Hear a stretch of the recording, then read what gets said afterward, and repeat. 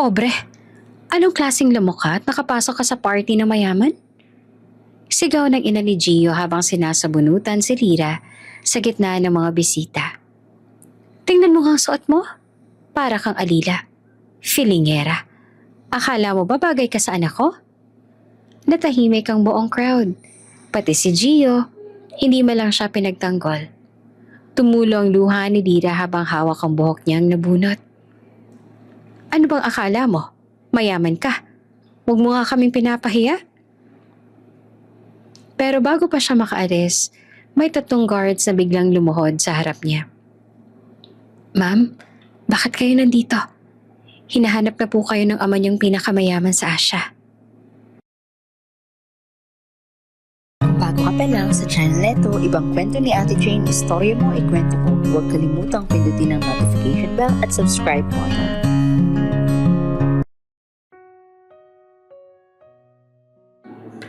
Maagang umalis si Lira sa maliit niyang boarding house. Simple lamang ang suot niya. Naka-ponytail at bitbit ang bag na may laman na notebook, apron at catering cap. Kahit kulang sa tulog, sanay na siya sa ganitong routine. Araw-araw, trabaho muna bago klase. Habang naglalakad papunta sa terminal ng jeep, mabilis siyang chinek ang planner niya. May naka-highlight. Quiz, lab report, VIP catering shift. Hindi siya nagrereklamo, pero halata sa bawat galaw niya ang pagod. Pagdating niya sa catering kitchen, sinalubong siya agad ng coworker na si Ate Belen. Lira, ikaw na naman ang unang dumating. Ngumiti lamang si Lira. Mas okay na to kaysa malate ulit ako sa prof ko. Hay nako, kung ako lang kasing talino mo, baka hindi na ako mag-catering. Biro ni Ate Belen. Napatawa si Lira ng mahina. Hindi niya sinasabi sa kahit sino na hindi niya kailangan ng trabahong to. Hindi alam ng lahat na kaya niyang bilhin ng catering company kung gugustuhin niya. Pero ayaw niya ng special treatment. Ayaw niyang tumawag ng atensyon. Pagkatapos ng morning shift, nagmamadali siyang tumakbo papunta ang campus. Halos jogging siya paakyat ng building. Hingal at pitpit pa ang aluminum tray cover na nakalimutan niyang ibalik sa kusina. Napapatingin ang ibang estudyante. May nagtataka. May nanghuhusga. Uy, isn't she that working student? Bulong ng isa. Yeah, yung pinagtatawanan ng classmates nila Gio. She's smart daw pero, look at her. Hindi bagay kay Gio. Tawanan sila. Naririnig ni Lira pero nagkunwari siyang hindi. Pagpasok niya sa classroom, tahimik. Ang lahat ay fresh at ayos ang itsura. Siya, halatang galing sa trabaho. Bigla siyang tinawag ng professor. Lira, since ikaw naman ang may perfect attendance score sa diagnostic exam, can you explain question number 4? Nagulat ang lahat. Si Mia, yung maingay na mean girl, ay naparoll na lang ng eyes. Here we go, sabi niya ng malakas-lakas para marinig pa ng iba. Tumayo si Lira ng mahinahon, confident. Ipinaliwanag niya ang solution. Malinaw at mabilis. Walang yabang, walang pag-aalinlangan. Tahimik ang class habang nakikinig. Yung iba impressed, yung iba naman naiinis. Nang makaupo na siya, bulong ni Mia sa mga kaibigan niya. Sure, top student. Baka nag-cheat. Tawanan ulit. Hindi pinansin ni Lira dahil sanay na siya. Sa hallway pagkatapos ng class, naglakad ang barkada ni Gio at nagsabi, Bro, yung mga tao sa classroom mo, pinagtatawanan pa rin si Lira. Huminto naman si Gio. Ha? Bakit naman? Dude, mukha siyang taga-kainan. At parang may crush daw siya sa'yo? Yeah bro, working student tapos pinutol sila ni Gio. So what? At least productive. Hindi puro social life. Tahimik ang lahat. Medyo nagulat ang barkada niya. Pero hindi na nagsalita pa si Gio. Lunchtime, nakaupo si Lira sa pinakadulong corner ng cafeteria. Mag-isa, umuorder siya ng pinakamurang meal, lumpia at kanin. Habang kumakain, may malapit na table na sinadyang lakasan ng usapan. Imagine Gio liking her? Like seryoso? Baka naaawa lang. Exactly, hindi naman sila same level. Tawanan ulit. Tumingin lang si Lyra sa pagkain niya. Pero kita sa kamay niya na bahagyang nanginginig. Tapos may narinig siyang boses mula sa likuran. Kung magaling siya, bakit niya minamaliit? Napalingon siya. Si Gio pala. Dumadaan lang pero narinig ang pang-aasar. Hindi siya nakatingin kay Lyra. Basta sinabi lang niya habang naglalakad palayo. Tumahimik ang table. Si Mia naman napairap. Defender? Wow! Hindi na nag-react si Lyra, pero nag-blush siya ng kaunti. Hindi dahil may crush, kundi dahil first time na may tumayo para sa kanya. Pagkatapos ng classes, diretso siya sa catering event sa isang eleganteng hotel. VIP dinner ang nakatakda. Sinalubong siya ng manager. Lyra, ikaw sa VIP tables ha? Magaling ka kapag special guests. Copy po.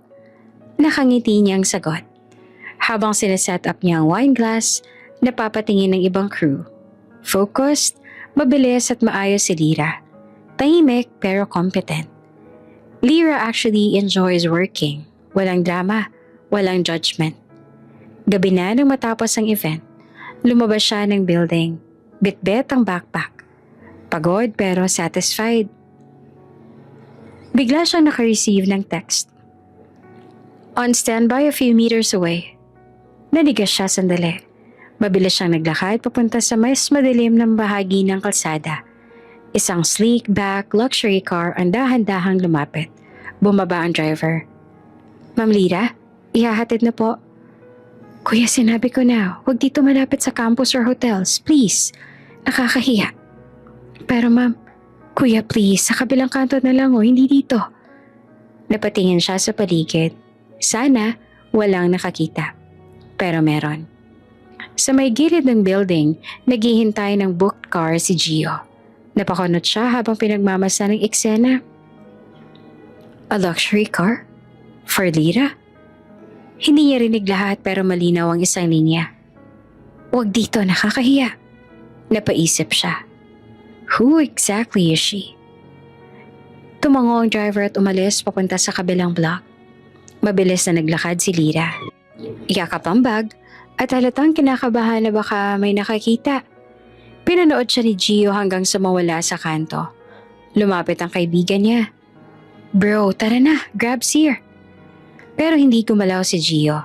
Tumingin pa rin sa direksyong nilakaran ni Lyra. Sa huli, mahina niyang sabi. Hindi siya ordinary. Pagkatapos noon ay tumalikod siya. Pero halatang may bagong curiosity na nabuhay sa kanya. Ang heartthrob na never napatingin sa kahit sino. Ngayon, napansin na siya. After the luxury car incident, biglang naging attentive si Gio kay Lyra. Nakaupo si Gio sa tabi ni Lyra sa library. Kunwari naghahanap ng seat pero obvious na intentional. Pwede dito? Sobrang ingay sa labas eh. Tanong ni Gio kay Lyra. Si Lyra naman surprised but shy. Oo, sure. He smiles, charming pero may halong kalkulasyon. Napansin ni Gio ang neatly organized notes, color-coded tabs and high scores. His eyes sharpen. Perfect. Pero syempre hindi halata sa mukha. Sa cafeteria, Gio suddenly sits beside her. Friends ng girls naman ang napatingin agad. Do you eat alone palagi? Tanong ni Gio kay Lyra. Sanay na. Pwede ba akong sumabay? Her heart skipped a beat. Hindi sanay na pinapansin ng campus heartthrob. Some students whisper. OMG, are they talking? Ginagawa ni Gio? Mia is obviously jealous, watching them with narrowed eyes. Gio acts sweet, little jokes, soft compliments.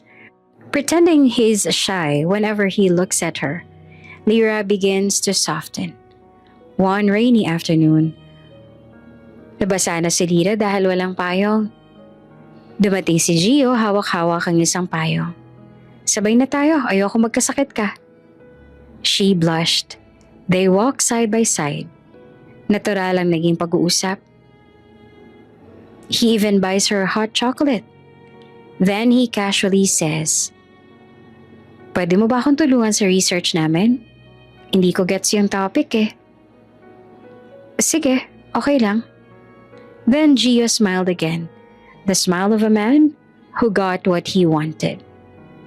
For the next day, Lyra tutors Gio in the library, study lounge, even sa under the tree bench. May moments na tumatabi si Gio ng sobrang lapit. Minsan tititig bigla sa mukha niya habang nag-e-explain. "Bakit ganyan ka tumingin? Maganda ka pala pag nagfo-focus." Kinikilig siya. Pero si Gio, habang lalong nilalapit ang loob ni Lyra, unti-unting tumataas ang grades niya with her help. At kapag hindi naman siya available, bigla itong magiging cold, hindi nagre-reply, hindi nagpaparamdam. Kapag kailangan ulit ng project, biglang sweet niya na naman. During late night study sessions sa empty classroom, Lyra is packing her notes. Gio suddenly says softly, "Lyra, I like you." She freezes. Gio steps closer and eyes sincere looking. "You're different. Gusto kita." Lyra was stunned. "Totoo ba?" "Oo. Can you be my girlfriend?" He even holds her hand. First, gentle touch. She melts completely. They walk home together, holding hands. Lyra goes home smiling, believing she's no longer invisible. Next day, officially girlfriend na siya according to Gio. Pero ang relationship nila, ganito.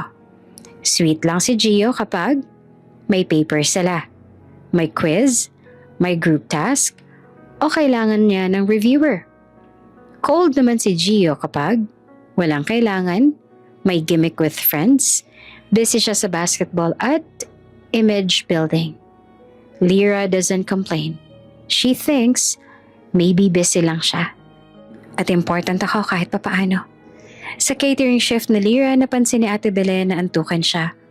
"Uy, Lyra, bakit ganyan ka? Bagong boyfriend?" Nag-blush si Lyra. The crew members tease her, pero si Ate Belen may kutob. "Bantayan mong puso mo, ha? Minsan may mga lalaking puro lambing pero puro hiram." Lyra laughs it off. But deep inside, kunot noo siya. Hindi naman ganun si Gio. For their biggest class project, Lyra stays up late for several nights. She does the outline, research, script, visuals, lahat. Gio texts her. "Sorry babe, busy lang sa training. Ikaw na bahala. Alam ko naman the best ka dyan eh." Lyra replies, "Okay love." Presentation day. Gio's group gets highest score. Professor even praises Gio for leading the group effort. His friends pat his back. Gio just smiles proudly. Lyra sits quietly at the back. No credit, no mention, no thank you. After class, Lyra approaches Gio. "Congrats! Pero sana next time tulungan mo rin ako kahit konti." Gio suddenly switches mood. "Ano ba yan, Lyra? Ang demanding mo." "Hindi naman. Gusto ko lang," sagot ni Lyra. "Pwede ba wag mo nga akong kontrolin? Ikaw na nga pinagtutuunan ko ng atensyon ko tapos ganyan ka." He leaves her speechless. A small tear forms sa corner ng mata niya. Kinabukasan, Gio acts sweet again. Flowers, food. "Sorry babe, pagod lang ako kahapon. Love kita, okay?" At dahil sa first love ni Lyra, napatawa niya agad. Gio walks with his friend behind the gym. "Bro, totoo ba yan? Girlfriend mo na si Lyra?" "Jackpot ka, she's basically your cheat code." Gio smirks. "Relax. Hanggat top student siya, useful siya." Everyone laughs. But unknown to them, si Mia is hiding behind the lockers, listening, smirking. Mia whispers, "Patay ka, Lyra. Akong bahala." Saturday lunch sa mansyon ni Gio. Casual ang setup pero halatang sosyal. Mahahabang mesa, mamahaling plato at chandelier na parang araw na bumaba sa kisame. Habang kumakain ng pamilya, biglang nagsalita ng malakas ang pinsan ni Gio na si Kyla. Kilala sa pagiging chismosa, inggitera, at mahilig mang down ng kahit sinong babae na nakikita niyang threat. Si Kyla may pa-cute pa pero laso ng tono. Oy, tito, may nasagap akong balita sa school. Yung working student na waitress, yung laging kasama ni Gio. Napatingin agad ang buong pamilya kay Gio. Nanigas siya sa upuan, halatang tensyonado. Ngumingiti si Kyla na parang inosente pero halata ang pang-aasar. Ang sabi ng staff sa catering, patuloy niya. Yung waitress daw, secret girlfriend ng anak ng isa sa mga stockholder ng school. Tapos, involved din daw sa anak ng may-ari ng pinagtatrabahuhan niya. May mga umiling, may napanganga. Natawa naman ang ilan. Parang nanonood ng chismis segment sa TV. Pero si Doña Marcela, ang mama ni Gio, iba ang dating ng salitang anak ng may-ari. Bigla siyang tumigas ang panga. Ibig sabihin may patagong karelasyon siya habang nilalapitan ng anak ko? Tanong ni Marcela. Lalong sumaya si Kyla. Tumiklop ang paa sa upuan na parang nakakita ng fireworks. Exactly, tita. That girl daw, hopping from one rich guy to another. Classic gold digger. Halos tumulo ang pagkain sa plato ng ilan sa gulat at tuwa sa chismis. Si Gio? Nanginginig ang panga. Gusto niyang sumabat pero alam niyang kapag nagsalita siya, mas lalo lang lalala. Lalo nang lalabas ang connection nila ni Lara. Kaya nanahimik siya. Nagangat si Marcela ng tingin. Malamig, matalim. Sinabi ni Marcela, I will not allow any cheap girl to get close to my son. Lalo na kung ganyan ang reputasyon. Tahimik ang lahat. Walang gustong kumontra.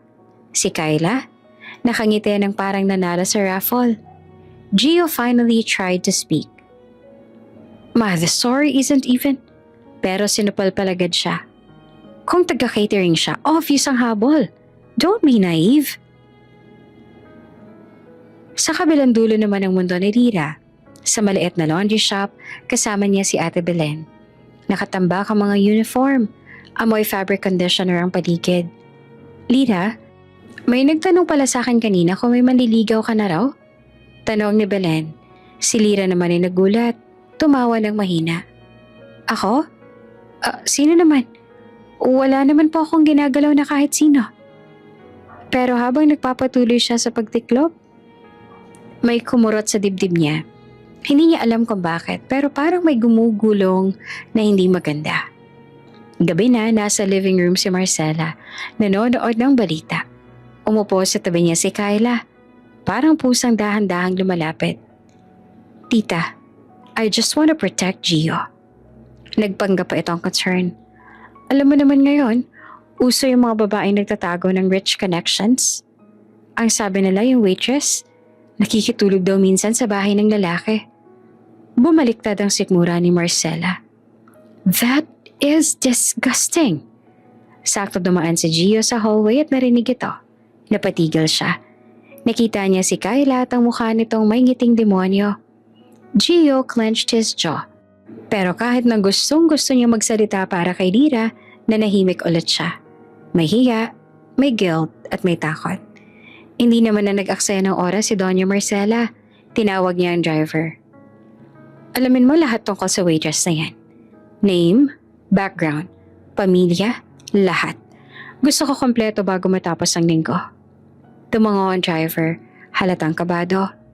Si Kyla, hindi mapawi ang ngiti. Game na game. Hinila ni Gio si Kyla palabas sa may backyard. Ano bang problema mo ha, Kyla? Nagkibit balikat naman si Kyla na pa-sweet pa. What? I'm protecting you. That girl is not for you. Gio gritted his teeth. Hindi mo naman siya kilala. Exactly. Malalim ang tingin niya na pabulong. If she's nothing, then she should stay nothing. Tumalikod si Gio, disgusted, pero wala siyang ginawa para tumigil ang pinsan. Kinaumagahan, pagpasok ni Lira sa catering, iba ang tingin ng mga tao. May bulungan, may turo, may ngisi. Yan daw yung may rich boyfriend. Hindi lang raw dalawa. Grabe Sipag niya mag-akyat. Lyra froze. Parang nalaman siya ng sahig. Lumapit naman si Ate Belen. Hinila siya sa gilid. Lyra, may kumakalat na chismis about you. Tumawa naman si Lyra ng pilit. Naku Ate Belen, siguro misunderstanding lang. Pero sa mata niya, may takot, may sakit, may tanong. Habang nagsiserve ng drinks si Lyra, dumating naman si Leon, ang anak na may-ari ng catering. Serious type, tahimik. Agad na nagbulungan ng crew. Ayan ang sinasabi nilang jowa raw ni Lyra. Leon frowned. Lumapit siya kay Lyra. Miss, do we know each other?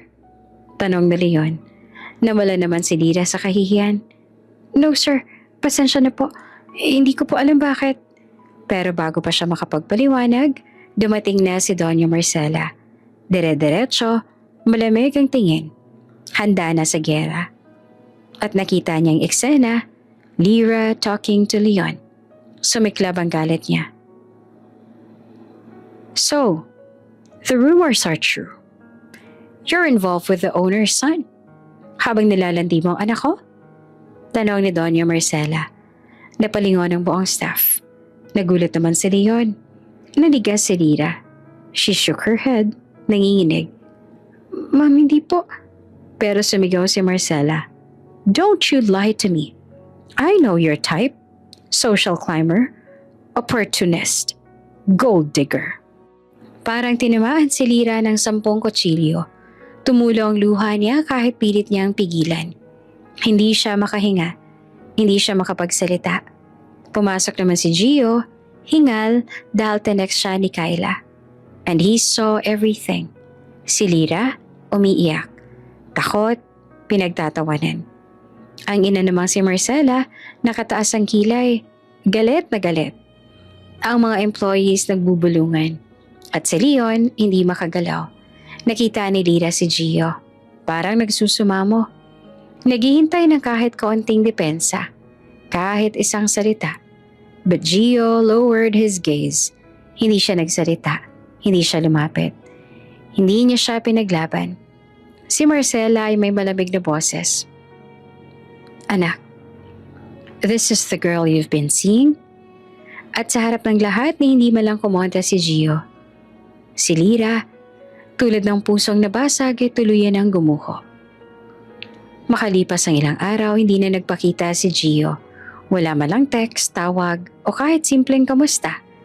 Si Lyra tahimik lang pero halatang bigat sa dibdib. Nalilito siya. Guilty at sobra pa rin ang hiya sa nangyari. Isang hapon, nag-aayos siya ng mga upuan pagkatapos ng klase. Nang yumuko siya para pulutin ng isang papel, may lumapit. Si Gio. Babe, mahina ang boses niya na parang pagod. Sorry sa mga nangyari pero gusto kong bumawi sa'yo. Napatigil si Lyra at hindi makagalaw. Gio continues. Come with me sa birthday ng lola ko. I want to introduce you.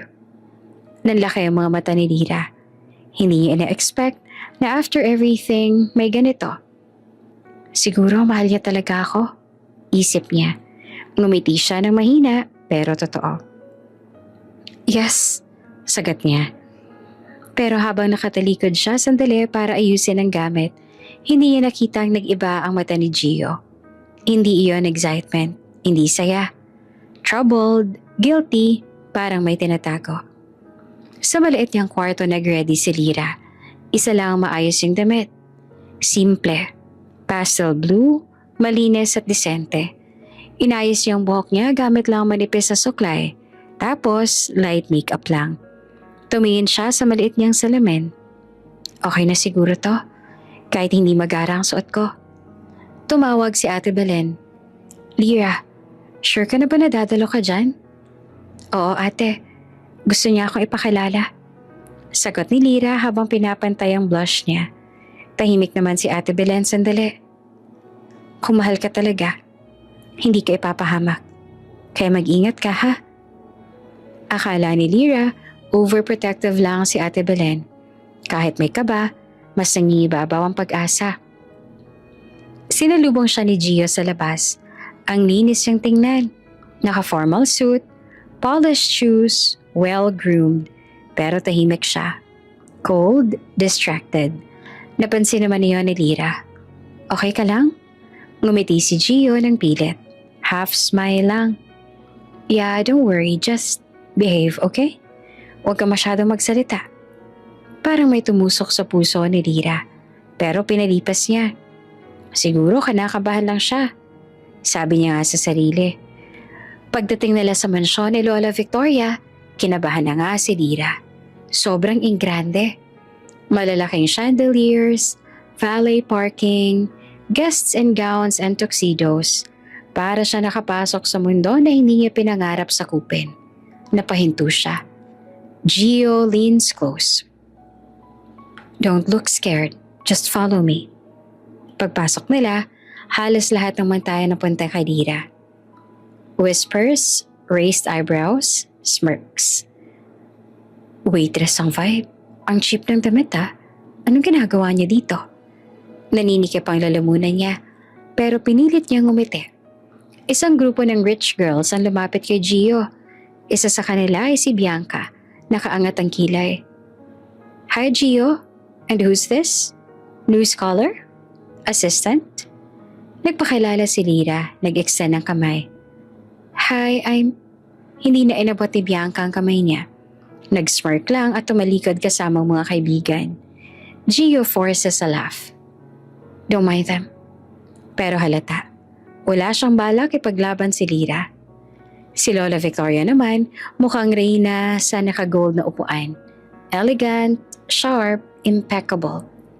Lumapit sila. Lola, girlfriend ko, si Lyra. Sabi ni Gio. Tumahimik ang room, lahat nakikinig. Iniscan ni Lola Victoria si Lyra mula ulo hanggang paa. Oh, ikaw ba yung galing catering? Pinilit ni Lyra na maging magalang. Opo ma'am, working student po ako. Ngumiti naman si Lola Victoria. Sweet pero may patalim.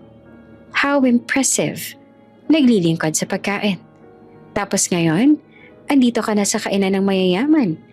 Interesting journey, isn't it? May narinig si Lyra na mahihinang tawa from nearby guests. Hinila siya ni Gio palayo, frustrated. Pero hindi siya nag-defend.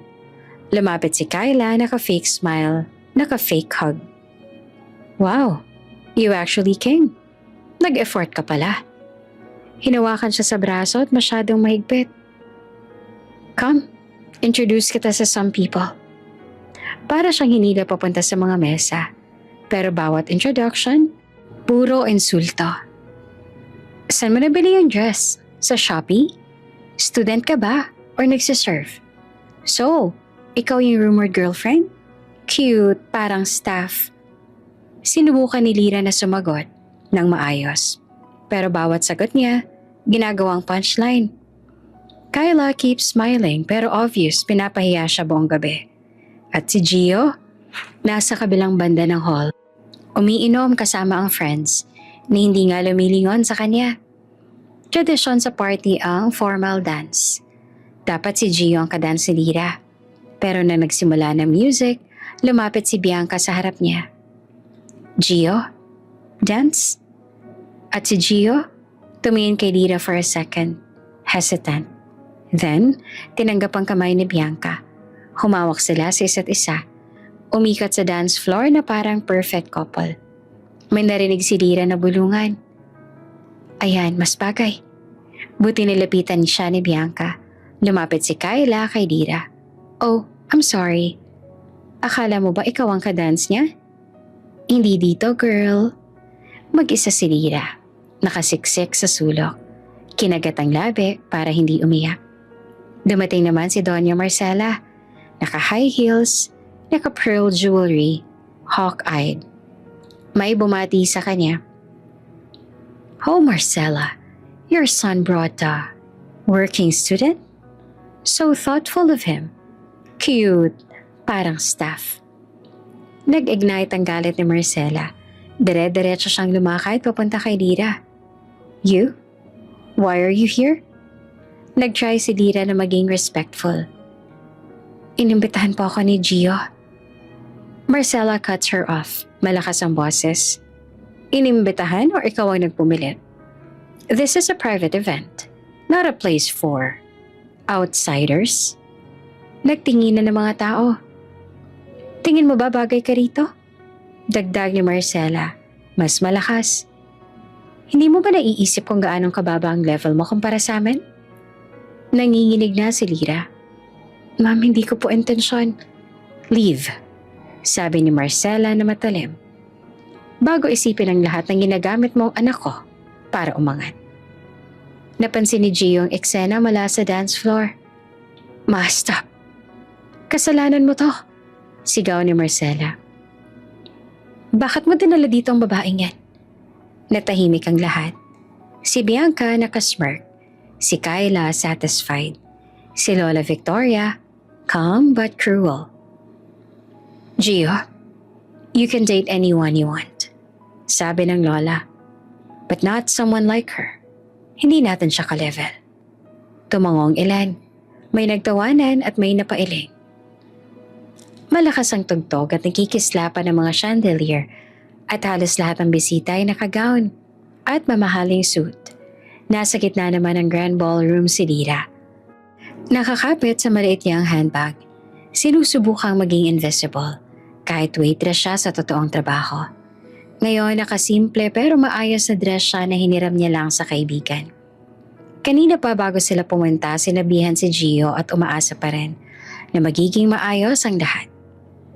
I want you to meet my family. Akala niya, finally magiging proud na ito sa kanya. Pero hindi ganon ang nararamdaman niya ngayong nakatayo siya sa gitna ng mga sosyal na tingin ng mga bisita. Yung tipong tinitingnan ka mula ulo hanggang paa na parang sinusukat kung pasado ka ba sa standards nila. Habang nanonood ang lahat sa nangyayaring pagpapahiya sa kanya, bigla siyang sinabunutan ng ina ni Gio. Malakas, walang hiya, walang takot. Napatili si Lyra habang nadulas paharap. Hala, oh my God, is she serious? Naglabasan ng mga cellphone. Nagvideo ang ilang bisita. Pinili ni Lyra na kumawala pero mariin ang kapit ni Marcela sa buhok niya. Parang gustong bunutin lahat. Si Doña Marcela, nagsisisigaw. Pobre ka, ang kapal ng mukha mo para lumapit sa anak ko. Hindi ka bagay sa pamilya namin. Wala kang karapatan dito. Nanginginig si Lyra, hindi dahil sa sakit, kundi dahil sa kahihiyan. Ang mata niya ay namumula, nangingilid ang luha, at halos hindi siya makahinga. Sa harapan, bigla namang sumulpot si Gio. Ma, stop! Mahina nitong sabi. Hindi sigaw, hindi galit, mahina. Parang ayaw magalit ang nanay niya. Ma, baka mapahiya tayo. Pabulong pang dagdag ni Gio. Mapahiya ako? Si Lyra ay napatingin sa kanya. Umaasang ipagtatanggol siya. Pero ang ginawa ni Gio, umatras. Literal, pumersa siya sa likuran ni Marcela para wag madamay. Gio, mahina at basag ang boses ni Lyra. Please, sabihin mo sa kanila na hindi ako. Pero hindi siya tinitingnan ni Gio.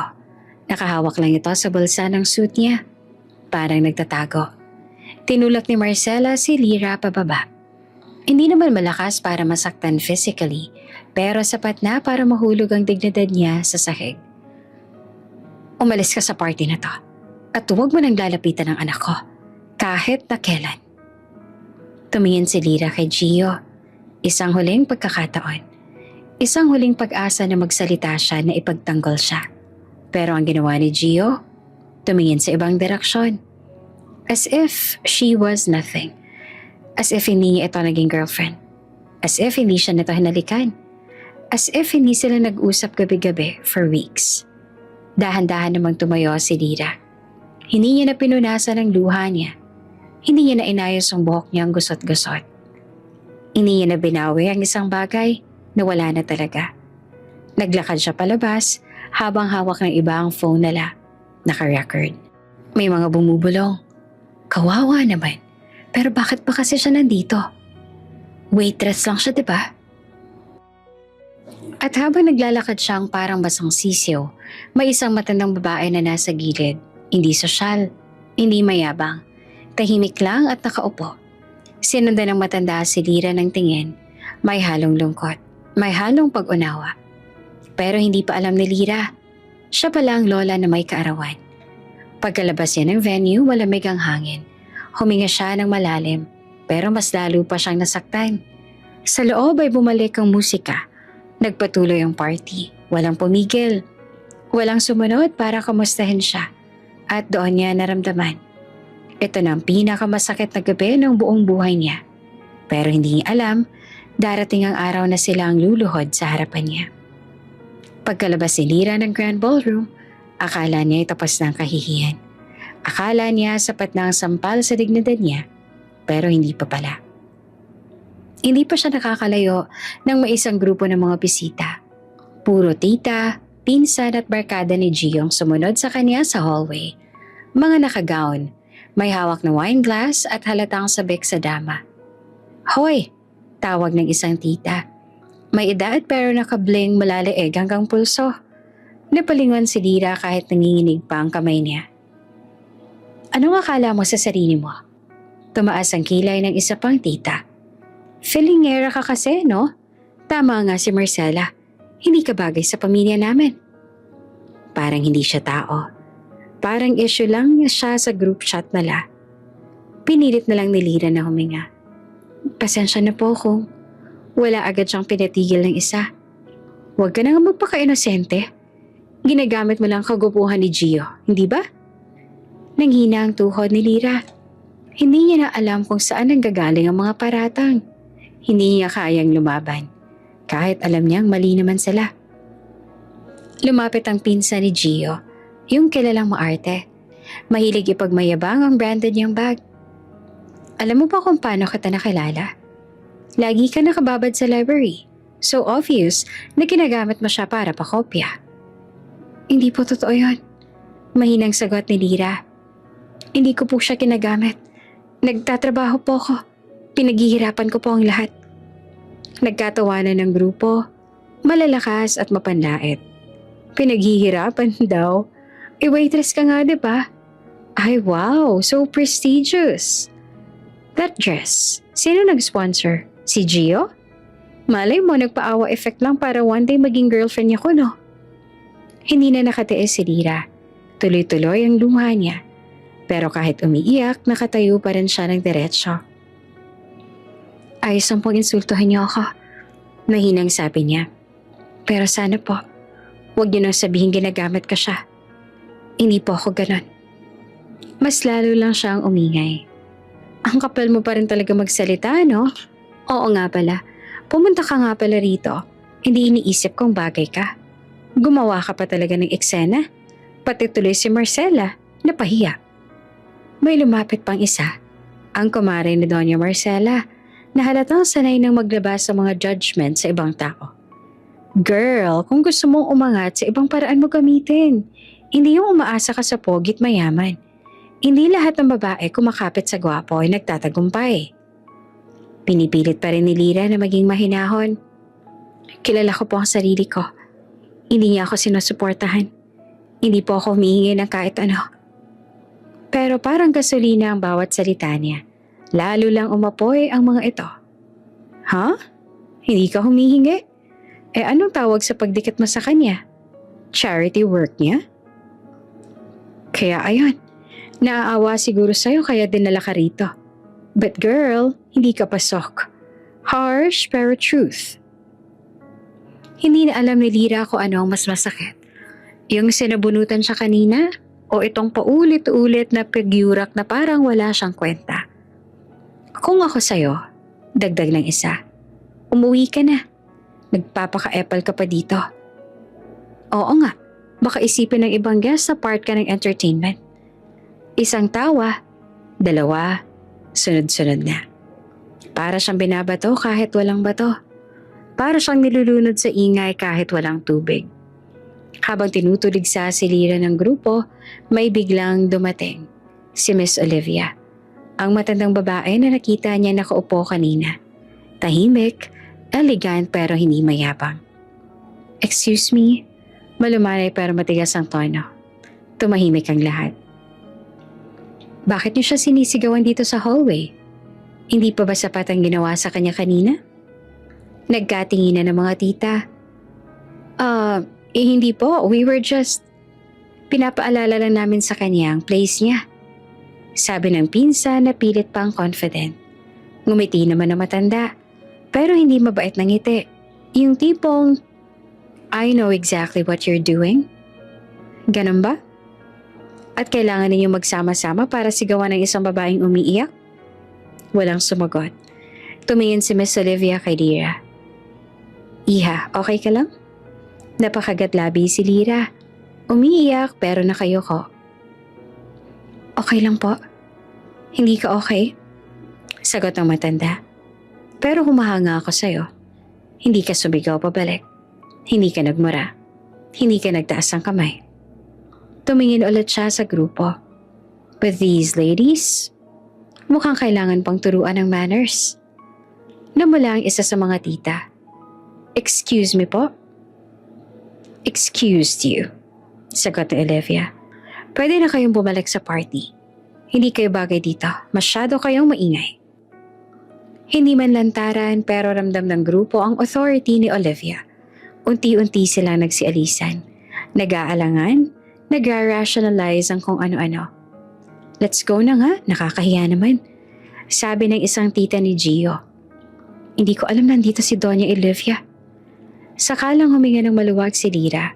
Lumapit sa kanya si Olivia at marahang hinawakan ng balikat niya. Anak, may mga taong masakit talaga magsalita kapag insecure sila at hindi ikaw ang problema. Hindi naman tumigil ang luha ni Lyra. Maraming salamat po. Mahina ang sagot niya. Ngumiti si Olivia. Hindi mo ako kilala, Lyra. Pero ako, napatingin siya at nagtataka. I've been watching you since kanina. I know you're not like what they say. And trust me, minsan, ang mga pinakamagagalang na inaapi, sila ang tunay na may class. Hindi naman alam ni Lyra, si Olivia pala ang pinaka-importanteng tao sa buong party, higit pa kay Marcella. At sa loob-loob ni Olivia, isang tanong ang unti-unting nabubuo. Bakit parang pamilyar ang mukha ng batang to? At bakit parang may connection siya sa taong matagal ko nang hindi nakikita? Uuwi na po ako, sabi ni Lyra. Habang naglalakad siya ay umiiyak pa rin si Lyra. At kahit hindi niya pa alam, that night, the most painful night of her life, ay magiging simula ng malaking pagbabago. At ang mga taong nanlait sa kanya. Hindi pa man nakakalabas si Lyra sa mansyon, narinig niya ang mga yabag. 3 babae, 2 pinsan ni Gio at isang malapit na family friend ang biglang pumigil sa paglabas niya. Hindi pa rin kontento sa kahihiyang naranasan niya, halos hindi makita ang daan dahil sa kaguluhan ng luha niya. Masakit ang anit niya mula sa pagsabunot ni Doña Marcella. Pero mas masakit ang bawat salitang ibinato sa kanya. Ang feeling niya, parang siyang pinakamaruming bagay sa loob ng ingrandeng party. Ayan ang maganda, umiiyak, tawa ng isa. Kasi naman, charity case lang naman talaga siya. Feeling talaga. Correct, ang kapal ng mukha. We're sure hinayaan lang siya ni Gio kasi ang alam ko, kinailangan niya ni Gio para sa mga exams at projects. Umiwas ang tingin si Lyra, pero narinig niya ang lahat. Hoy girl, sabi ng mas bata sa grupo. Next time, huwag kang papasok sa lugar na hindi para sa'yo. Pinagtaasan niya si Lyra ng kilay. As in ever. Ang isa namang waiter na kaedad niya, nakita ang sitwasyon pero mabilis itong tumalikod. Hindi dahil takot, kundi dahil alam niyang bawal makisawsaw sa gulo ng mayayaman. At doon nag-sink in sa puso ni Lyra. Wala siyang kakampi. Hindi rito, hindi kasama ng pamilya ni Gio at hindi sa mundo nila. Hindi pa rin nagsasalita si Lyra. Ayaw niya magsinungaling para lang tumigil sila. Hindi ko siya ginamit. Mahina niyang sagot. Ang boses ay halos pabulong dahil sa panginginig. I never asked for anything. Mas lumakas ang iyak niya, pero hindi niya na naitago. And yet, kahit ganon, hindi niya sinigawan ang mga ito pabalik. Hindi siya nagwala. Hindi niya sinabing, tigilan niyo ako. She endured it. Tahimik. Huminga ng malalim at pinilit ang respeto kahit wala siyang natatanggap na kahit katiting na respeto mula sa kanila. Pag-alis ni Lyra, hindi niya alam na may isa pang taong nakakita sa lahat. Isang lalaki na nakatayo sa may upper floor railing, nakasilip sa terrace, si Severino Aldevar, ang misteryosong bisita na hindi niya pa nakikilala. Tahimik ito nakamasid sa kanya mula kanina. At habang pinapanood niyang umalis si Lyra, may biglang kumislap sa mata niya. Interesting. At doon natatapos ang gabi. Masakit, magulo, pero may isang pares ng mata na maaaring magbago ng takbo ng lahat. Mainit ang ilaw ng ballroom pero malamig ang pakiramdam ni Lyra habang naglalakad siya sa bitbit at tray na champagne. Ang event na ito ay isa sa pinakamalaki ngayong buwan at ang catering company nila ang napiling mag-handle. Kaya kahit pagod, masaya dapat siya at malaking opportunity ito. Pero hindi niya inaasahan ang event na iyon ay dadaluhan din ng pamilya ni Gio. Nang makita siya ng ilang tita, agad silang nagtinginan at nagbulungan. Ilang minuto pa lang siya doon, pero pakiramdam niya ay ilang oras ng pagtitiis ang lumipas. Nakangiti siya, pero ramdam ang puso niyang unti-unti siyang nababasag. Oh, siya ba yan? Bulong ng isang tita, hindi malang naghinay-hinay. Yung kasama ni Gio minsan sa birthday ni Lola Victoria? Nako, waitress nga talaga siya. Sagot naman ng pinsan. Akala ko pa mandirigma. Yun pala tagabuhat ng baso. Tawa ng isa pang tita. Hindi nila alam na dinig ni Lyra. Hindi rin niya pwedeng ipakita ang sakit. Nagtatrabaho siya. Professional dapat. Pero habang siya'y umiikot para magsilbi, sunod-sunod ang mapanlait na tingin na parang binabalata ng dignadan niya. Huminga siya ng malalim. Konting tiis pa. Pagkatapos ng event, tapos na to. Pero mas lalo pang lumala ang napadaan si Gio mismo. Gio? Tawag ng isa sa mga pinsan niya. Ayan o, yung friend mo. Natawa ang mga pinsan, nag-high five pa. Si Gio naman ay nagulat. Hindi niya alam na nandun pala si Lyra. Pero imbes na ipagtanggol, bigla na lang siyang umasta na para bang hindi niya kilala si Lyra. Waitress po siya. Hindi ko po kaibigan. Mabilis na sagot naman niya, sabay iwas ang tingin. At doon pumutok ang puso ni Lyra. Hindi dahil sa gusto niya si Gio, kundi dahil hindi niya deserve ang i-deny. Parang wala siyang halaga. Tumingin siya sa sahig, ayaw man lang ipakita na nasaktan siya. Pero ramdam ng lahat ang panginginig ng kamay niya habang inaabot ang tray. Huminga siya ng malalim. Kaya ko to. Trabaho lang. Sa gitna ng tensyon, biglang bumukas ang pinto. Pumasok ang isang lalaking hindi nila inaasahan.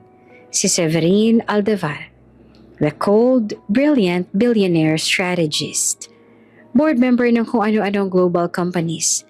At mas kilala bilang uncle na pinakakinatatakutan sa buong angka ni Gio. Ang presensya niya, pabigat at authoritative. Parang kapag pumasok siya sa isang kwarto, nagkakaroon ng bagong gravity. Matangkad, naka-dark suit, hawak ang leather briefcase. Postura pa lang, alam mong hindi na pwedeng mali kapag kausap mo siya.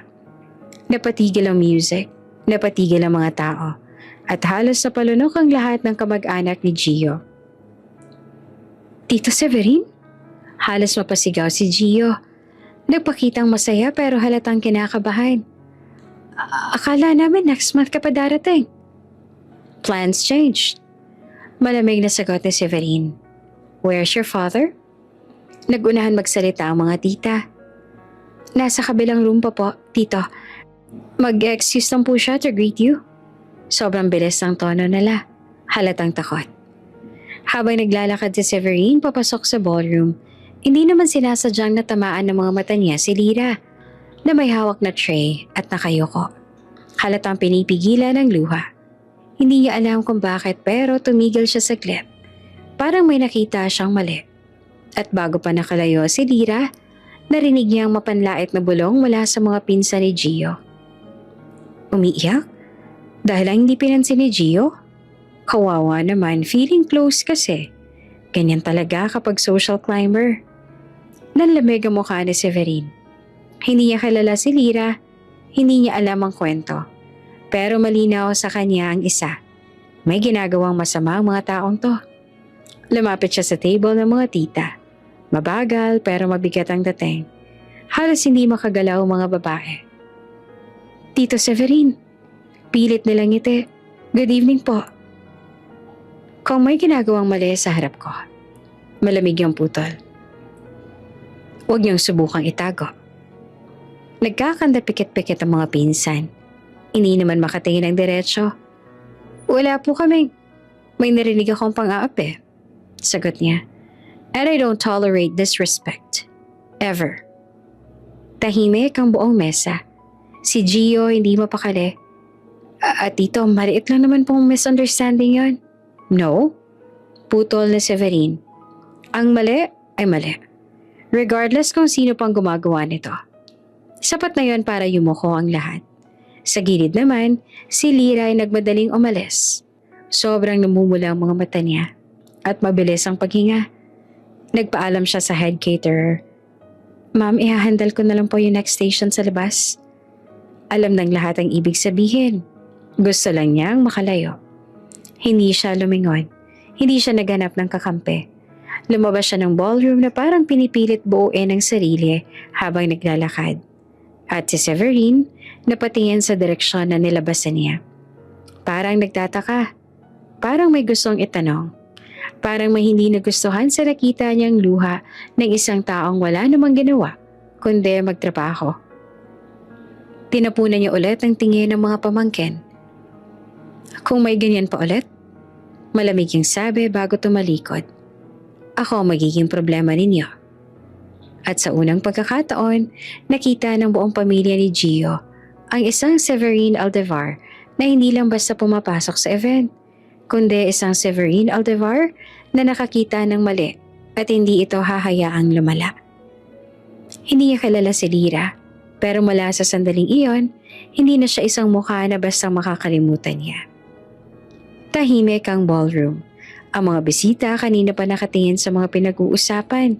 Ngayon ay nakapikit o nakatingin sa sahig. Hindi makagalaw.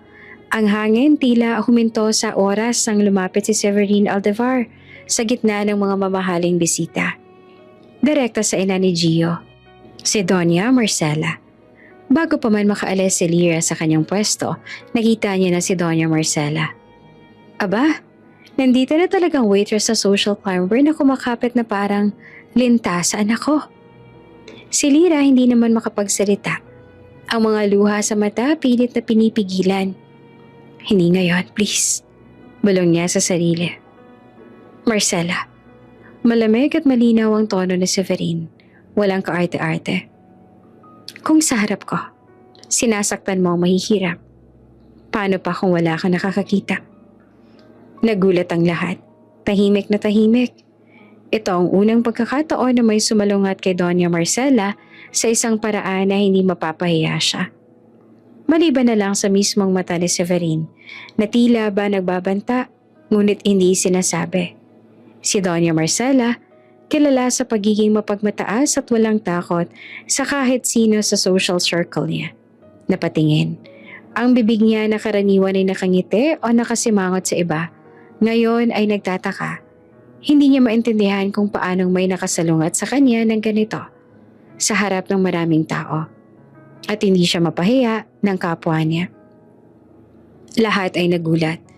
Ang mga pinsan at tita ni Gio na kanina nagbubulungan at tumatawa sa kahihiyan ni Lyra, ngayon ay tahimik. Ang kanilang mga bibig ay nakabukas. Hindi makapaniwala sa tapang ni Severin. Ang mga waiter at catering staff na dati natatakot at tahimik lang ay nagulat rin sa lakas ng dating ng matanda. Si Gio nakatingin sa pagitan ng ina at tito niya. Hindi alam kung matatawa, mapapaiyak o magtataka. Si Lyra na kanina pang umiiyak sa isang sulok ay nakatingin rin. Napapikit siya. Hindi makapaniwala. Ang kanyang puso ay mabilis na tumitibok. Puno ng takot, pasasalamat at pagkamangha. Hindi lang malamig ang tono ni Severin, May halong command, halong panghuhusga, at halong proteksyon. Lumapit siya ng isang hakbang, tumayo ng diretsyo. Ang katawan ay parang pader na hindi matitinag. Nag-init ang mukha ni Doña Marcela. Napahinto siya sa isang malalim na paghinga. Hindi siya sanay na may isang tao, kahit sino man ang nagsasalita ng ganito sa kanya. Ang buong ballroom ay parang natahimik na parang nasa isang pelikula. Ang mga tita at pinsan ni Gio ay tahimik. Hindi sila makapaniwala. Ang mga staff ay nagtataka at nakatingin kay Severine na parang superhero na hindi mo alam kung saan nagmala. Si Lyra nakatayo sa gilid, hawak ang kamay sa dibdib. Naglalakas ang loob. Nakangiti ng napakaliit. Ang dami ng emosyon, relief, pasasalamat at takot. Tumigil sa harap ni Severine si Doña Marcela. Hindi siya nagsalita agad. Ang mga mata niya ay nakafocus sa matandang lalaki. Anong ibig mo sabihin? Kilala siya sa pagiging mabilis magsalita, mabilis mag-command. Pero ngayon, hindi niya alam paano sasagot. Si Severine naman ay kalmado pero may bigat sa bawat salita at nagsabi, "Ibig kong sabihin, Marcela, may limitasyon ng bawat isa sa atin. Ang pagmamataas at pang-aapi sa mahihina. Hindi yan karapat-dapat sa kahit sino, lalo na sa mga mata ng iba." Tahimik na nagulat ang lahat. Ang dating malakas at dominanteng aura ni Doña Marcela, ngayon ay bahagyang nanlulumo. Hindi siya sigurado kung lalaban ba o tatango lang. Ang mga bisita, lalo na ang family friends at mga board members ay nagulat. Ang ibang bata at kabataan sa party, nakatitig lang. Natututo sa lakas ang personalidad ni Severine. Si Gio nakatingin sa mukha ni Lyra, tila ba huminga ng maluwag. Ramdam niya na may nakapagtanggol sa kanya sa kabila ng lahat. Severine's eyes scanned the room, nagtataglay ng tiwala sa sarili at tapang. "Alalahanin mo," dagdag niya. "Ang mundo ay hindi palagi nakatingin sa mga ginagawa mo.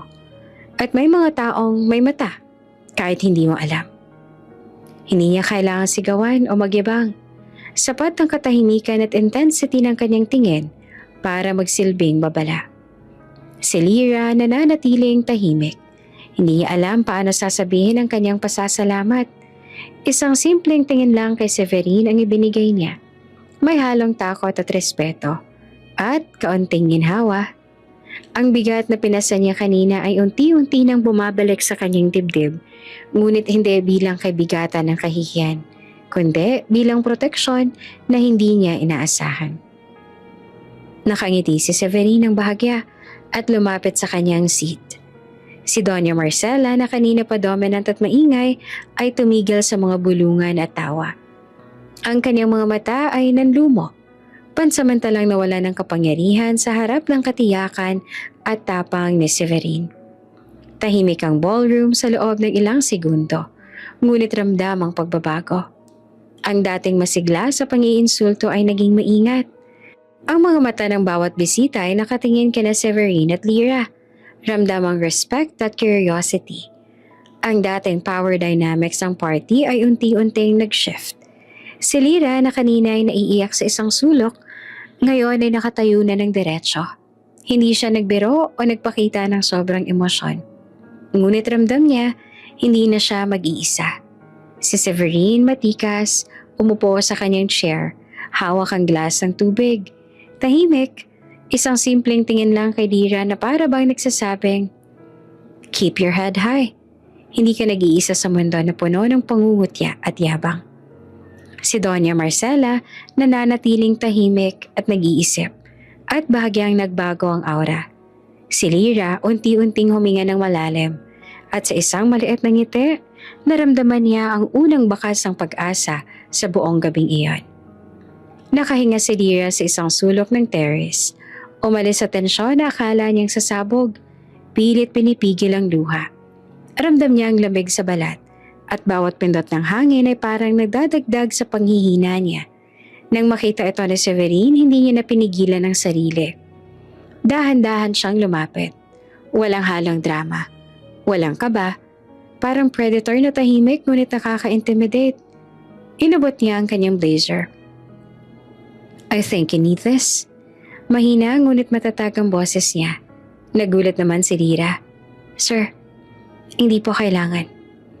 Ngunit bago pa man niya matapos ang pangungusap, ipinatong na ni Severine ang blazer sa kanyang balikat. Ang bigat nito ay hindi nakakadismaya, kundi nakakaaliw. Para itong mensahe, hindi ka nag-iisa. Tahimik na naglakad si Severine pabalik sa loob ng terrace area. Nakatingin sa bawat galaw ng bisita. Hindi niya alam kung sino nang uusisa o nagpaplano ng panibagong insulto. Ngunit ramdam niyang may panganib.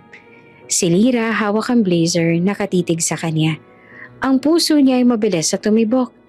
Hindi dahil sa kaba, kundi sa kakaibang proteksyon na bigla niyang naramdaman.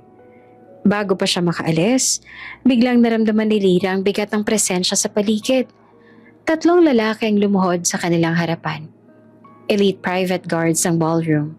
Mataas, naka-black suit. Ang mata ay parang hawak ang buong paligid. Ang katawan ay tense at handang umatake kung kailangan. Isa sa kanilang humarap kay Severine. Sir, may unusual activity si area. Kailangan namin ng confirmation. Ngumiti naman si Severine ng kalmado. Sila na ang proteksyon natin. Sabay turo kay Lyra. Napalingon naman si Lyra. Hindi makapaniwala sa sinabi niya. 3 lalaki, handa siyang bantayan kahit na anong mangyari. Tahimik na nag-ikot ang mga bisita. Napapansin ang biglang pagbabago sa dynamics. Ang dating maingay at bastos na grupo ngayon ay nagtatakang nakatingin. Ang mga tita at pinsan ni Gio ay parang maliit na lang sa harap ng 3 elite guards. Ang mga staff at waiter na dati natatakot at tahimik ay napapatingin sa seguridad at nagkaroon ng sense of relief. Si Lyra dahan-dahang huminga. Ramdam niya ang init ng blazer at ramdam niya ang bigat ng seguridad sa harap niya. Parang nagsasabing, hindi ka na apektado ng pangungutya nila. Isa sa mga guards ang leader ng trio. Lumapit kay Severine. Sir, shall we escort her inside safely? Tama, sagot ni Severine. Ngunit bago nila gawin iyon, tumitig siya kay Lyra. Are you okay? Po, okay na po. Sagot ni Lyra na nanginginig, pero may maliit na ngiti sa labi. Tahimik niyang iniwan ang terrace area habang naka-blazer, hawak ng 2 guards ang bawat gilid niya. Habang si Severine naman ay nasa harapan, ang bawat hakbang ay may tiwala, may proteksyon, at may sense ng seguridad na hindi niya naramdaman dati sa loob ng mga elite gatherings. Habang naglalakad, hindi na nagsalita si Severine. Ngunit bawat tingin niya kay Lyra ay parang may mensahe. Hindi mo kailangang magpaka-weak. Hindi ka nag-iisa. May taong nakatingin at nagmamalasakit sa iyo. Lahat ay sapat na para mapawi ang kaba at panghihina ni Lyra. Ang trio ng guards ay tahimik ngunit mapanuri. Ang mata nila ay nakatingin sa bawat bisita na lumalapit. Bawat galaw na maaaring magdulot ng problema, kahit walang karga ng armas. Ramdam na ramdam ang presensya ng kapangyarihan. Ang ballroom na dati puno ng ingay, ngayon ay tahimik. Ang mga bisita na kanina pa nakangiti sa pangiinsulto ay nagtataka. Si Lyra na kanina ay nanginginig at umiiyak, ngayon ay tahimik ngunit may kakaibang kumpiyansa. Dumating sila sa isang quiet hallway, malayo sa eyes of gossiping guests. Ang guards ay naghintay sa labas ang pintuan, habang si Severine ay tumingin kay Lyra. Here, sabi niya.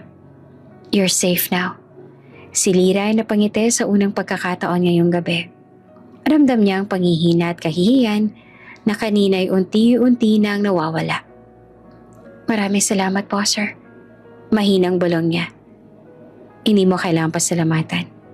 Basta tandaan mo, hindi mo kailangang tiisin ang pang-aapi. Sagot ni Severine. Bago umalis, lumingon ang guard sa paligid. Tiniyak na walang banta. Ang kanilang presensya ay parang paalala sa buong paligid. Hindi ka pwedeng basta-bastang manggulo sa mahihina kung nandito kami. Si Lyra habang pinagmamasdan sila ay napaisip, hindi lang basta proteksyon ang naramdaman niya, May tiwala, respeto at panatag na parang may invisible wall na nagtatanggol sa kanya. Habang bumalik sa loob ng party, si Lyra naman ay tahimik.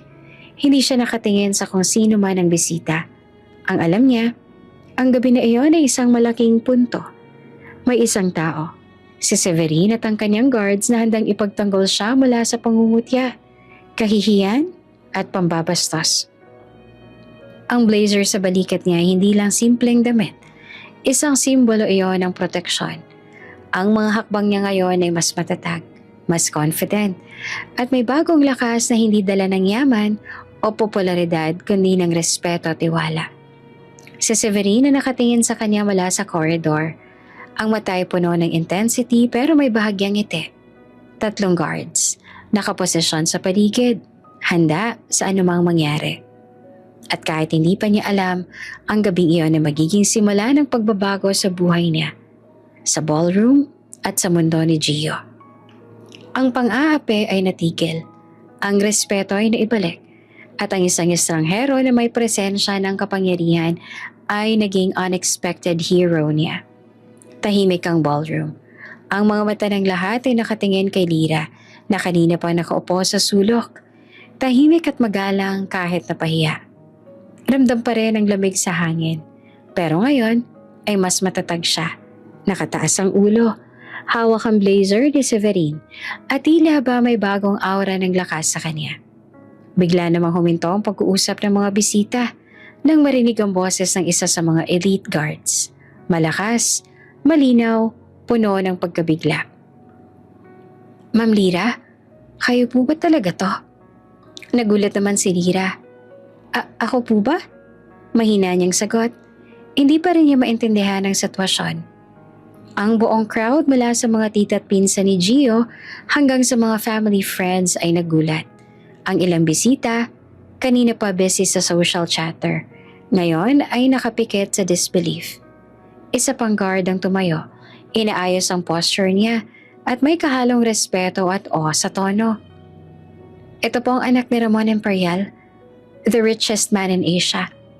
Ang may-ari ng 73 conglomerates. Nagulat ang lahat. May ilan na napalingon sa isa't isa, nanlumo. Ang ilan ay nakatayo sa kanilang mga upuan, halos hindi makapaniwala. Si Doña Marcela nakatingin kay Lyra, parang hindi makapaniwala. Ang dating batang waitress na kanina pa tinutokso at pinahiya, ngayon ay isang babae na may ngiting hindi na basta-bastang mapapalitan ng insulto. Tahimik ang ballroom sa loob ng ilang segundo. Ramdam ang tensyon. Ang pinsan ni Gio na nag-imbento ng kwento tungkol sa secret girlfriend ay may hawak na napakaliit na bibig. Hindi siya makapaniwala. Ang iba pang bisita, socialites at board members ay nakapikit. Hindi sila makapaniwala sa biglang pagbabago ng status ng batang babae sa harap nila. Si Lyra nakatitig sa sahig sandali. Ramdam ang bigat ng titig ng crowd. Hindi siya galit. Hindi rin natatakot. Ito ay purong disbelief. Si Gio nakatayo sa harap niya. Hindi alam kung saan tumingin. Sa una, gulat. Sunod, takot na baka nasaktan siya sa maling paraan ng babae. At huli, pagka-realize ang babae tinutokso niya at tiniyak niyang magagamit lang sa academics at projects ay hindi pala simpleng estudyante. Lyra, ano? Paano? Hindi niya alam kung paanong sisimulan. Ang mga salitang lumalabas sa bibig niya ay parang walang saysay. Tumayo si Lyra ng dahan-dahan. Hawak pa rin niya ang blazer ni Severine. Ang mata niya malinaw at tahimik. Ginoo, hindi po ako naghahanap ng sympathy at hindi rin po ako nandito para patunayan ang aking yaman. Sabi niya ng mahinahon, tahimik ang lahat. Ang dating bastos at mapagmataas na tita ni Gio ay bahagyang nagkulay pula ang muka. Ang crowd ay tila bumalik sa paghinga. Ramdam ang bigla ang pagbabago ng aura ni Lyra. Si Severine nakatayo sa gilid, tumingin kay Lyra at bahagyang ngumiti. Hindi niya kailangang ipakita ang lahat, pero malinaw na may tiwala siya sa babae. Ang blazer niya sa balikat ni Lyra ay parang paalala. Protected ka at may kakayahan ka rin. Si Doña Marcela kilala sa pagiging prideful ngayon ay nakatingin lang kay Lira. Ang dating pagmamataas at panghihiya, ngayon ay pinalitan ng confusion at respeto. Hindi siya nakapagsalita sa loob ng ilang segundo. Isang unang pagkakataon na tila ba nanlumo sa sariling kamalian. Si Gio, hindi na alam kung anong gagawin. Ang dating dominance niya bilang campus heartthrob ay unti-unting nawawala sa harap ng bagong katotohanan. Ang mga bisita ay nag-umpisa ng magbulungan. Mahina, ngunit ramdam ng lahat. Anak pala siya ni Ramon Imperial? Siya pala yung waitress na pinagtatawanan. Hindi ko akalaing. Ngunit walang tumingin kay Lira nang may pangungutya. Ang dating chismis ay naglaho in instant. Si Lira nakangiti ng bahagya. Hindi galit, hindi nagmamalaki. Ang kanyang katahimikan ay mas mabigat kaysa sa kahit anong salita. Ang aura niya ngayon ay hindi base sa yaman o sa pamilya, kundi sa dignidad, grace at calm na tiwala sa sarili. Si Severine tumayo sa tabi niya, parang guardian figure. Ang mga elite guards ay nakaposisyon sa paligid, handa sa anumang mangyari. Si Gio ay nakatayo. Hindi alam kung anong sasabihin. Ang dating confidence niya ay naglaho, pinalitan ng kabiguan at respeto. Pasensya na, Lira. Mahina ang bulong niya. Hindi niya alam kung paanong babawi sa lahat ng pangiinsulto at paggamit niya sa babae. Ang gabi na iyon ay nagmarka ng bagong simula para kay Lira. Hindi dahil sa yaman o pamilya, kundi dahil sa kanyang katahimikan, lakas ng loob at presensya ng isang estranghero na handang ipagtanggol siya. Ang mata ng lahat ay nakatuon kay Lira. Si Gio na kanina pa nakatayo sa tabi ng stage ay parang na-stun. Ang bibig niya ay nakabuka ng bahagya. Hindi siya nakapagsalita. Ang dating confident at charming na aura niya ay naglaho. Ang kanyang puso ay mabilis na tumibok. Halo ang pagkabigla, pagkahiya at unti-unting respeto.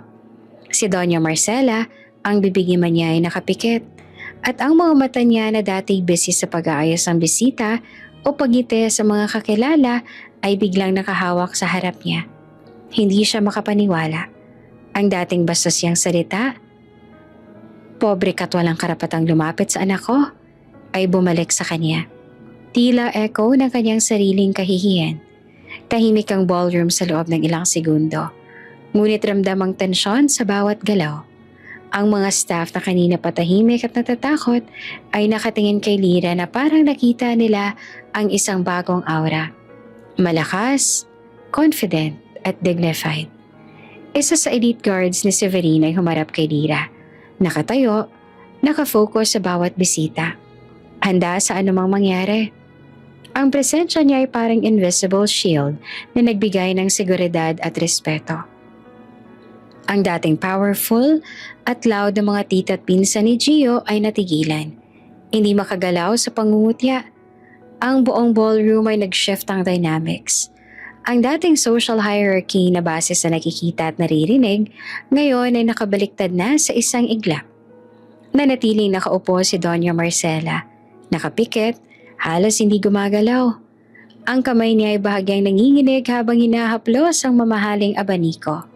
Pero ngayong gabi, kahit gaano kamahal ang gamit niya, wala itong nagawa para itago ang kahihiyan sa mukha niya.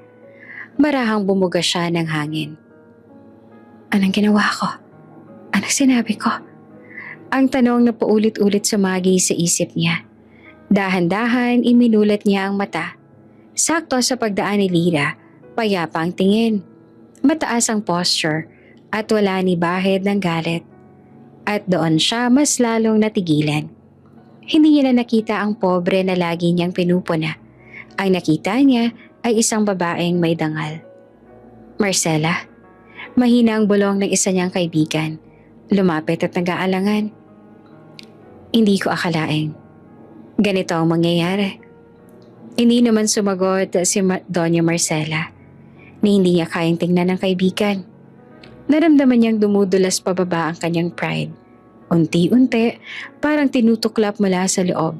At mas masakit pa, naramdaman niyang siya mismo ang naglagay sa sarili sa kahihiyan. Humigpit ang hawak niya sa abaniko. Hindi niya alam kung tatayo ba siya para humingi ng tawad o tatakbo palabas ang venue para takasan ng lahat. Pero isang bagay ang malinaw. Sa gabing iyon, siya ang naging sentro ng katawa-tawa, hindi si Lyra. At iyon ang pinakamasakit. At sa gabing iyon, tumigil ang mundo ng mga bisita sa ballroom. Hindi dahil sa dama, kundi dahil sa biglang pagkilala at paggalang sa isang babae na may dignidad, tapang at bagong aura ng respeto. Tahimik ang gabi sa probinsya.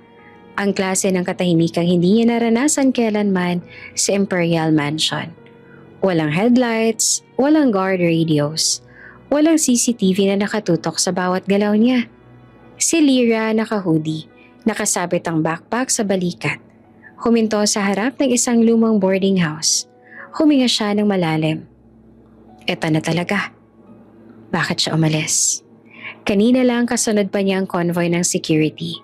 Pero nang pumasok ang kotse sa makitid na daan, palabas ang syudad, sinabi niya sa ama. Dad, please. Gusto ko munang mawala. Hindi bilang heiress. Gusto ko lang huminga. Tahimik naman si Ramon Imperial, ang pinakamayamang tao sa Asia, at tanging sagot lang ay isang mabigat na tango. Alam niyang may sugat ang anak na hindi niya kayang gamutin ng pera. Pagbaba ni Lyra, hindi na siya lumingon. Hindi dahil galit siya, kundi dahil natatakot siyang magbago ang isip niya kapag nakita ang ama na nakatingin sa kanya. Sa boarding house, ipinaloob niya ang maliit na bag sa paanan ng kama. Mga damit lang, toiletries, isang basic phone na walang social media, zero luxury. Pagtingin niya sa silid, mura ang kortina. May amoy ng kaunting lumang kahoy. Ang kama, manipis at may lumang kutsyon. Pero ngumiti siya. Perfect, bulong niya. Dito walang tatawag na Miss Imperial. Dito wala ring pilit ng ngiti. Dito, kahit sino man siya, wala silang pakialam. At iyon ang gusto niya. Kinabukasan, naglakad siya papuntang palengke. May sumalubong na amoy ng isda, gulay, bawang at puto. May batang naglalaro. May mga nanay na nagbabalot ng ulam. May matatandang nagkukwentuhan ng chismis. Magkano po yung 3 saging? Tanong niya sa tendera. Iha, 20 lang. Simple, tahimik. Walang kumikilala sa kanya. Walang tumitingin ng may inggit. Walang tumatawa. At iyon ang tunay na pakiramdam ng kalayaan. Sa maliit na cafe sa tabi ng palengke, naupo siya sa sulok. Kumuha siya ng murang cappuccino. Binuksan ang laptop para maghanap ng freelance work. Sa unang pagkakataon, nagtrabaho siya hindi bilang heiress. Hindi bilang sikat na pangalan, kundi bilang sarili niya, at doon siya nakakuha ng trabaho sa catering company bilang waitress. Pero habang tumatakbo ang oras, may gumugulong na kaba sa dibdib niya. Hindi niya alam kung loneliness pa yon o takot. Kung ginusto niya ba talaga ang simpleng buhay o tinatakasan na niya ang sakit ng kahapon. Kasalukuyan pag-uwi niya sa boarding house dahil sa mga pangyayari sa ballroom, humiga siya sa kama at kinuha ang lumang cellphone. 5 new notifications. Pero nang buksan niya, tumigil ang mundo. Headline: Imperial Heiress Scandal. The viral video everyone is talking about. Napalunok si Lyra. Pinindot niya ang link at doon niya nakita ang sarili. Ang eksenang pinagtawanan siya. Ang pagpahiya ni Doña Marcela. Ang pagdating ng billionaire uncle ni Gio. At ang biglang pagbulgar ng pagkakakilanlan niya. Million of views. Millions of comments. OMG, si Lyra pala yun? Grabe, heiress pala siya? Deserve niya ba yun? Mayabang pala sila Gio. Ang ganda pero kawawa. Humigpit ang hawak niya sa phone. Hindi niya alam kung iiyak ba siya o sisigaw. Akala ko nakatakas na ako. Bulong niya na halos pabilong sa dilim. Pero nakita niya ang suggested videos. Mas masahol. Video analyzing her family. Videos tracking her location. Videos exposing her escape. At doon niya naramdaman ang totoong peligro. Hindi lang ang mundo ang nakakita, pati kalaban ng pamilya nila. Sa kabilang panig ng bansa, may isang boardroom. Mga lalaking nakaitim, nanonood ng parehong viral video. Ang anak ng Imperial, nag-iisa sa probinsya. Nakarehistro ang boarding house sa pangalan niya. Perfect leverage. At isang kamay marahang tumapik sa mesa. Bring her to me.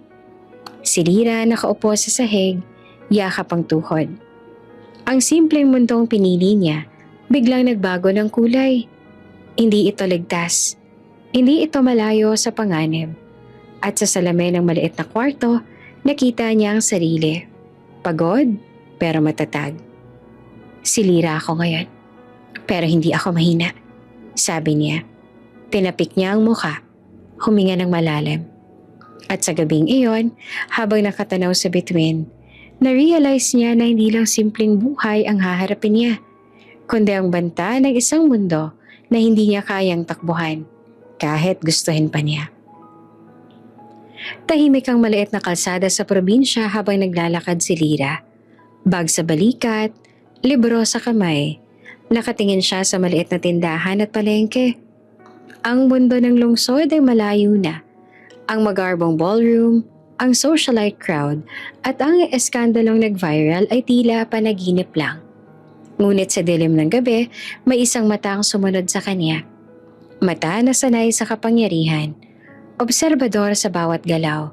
Si Severine, ang tanging taong alam kung gaano kadelikado ang mundo ng Imperial family.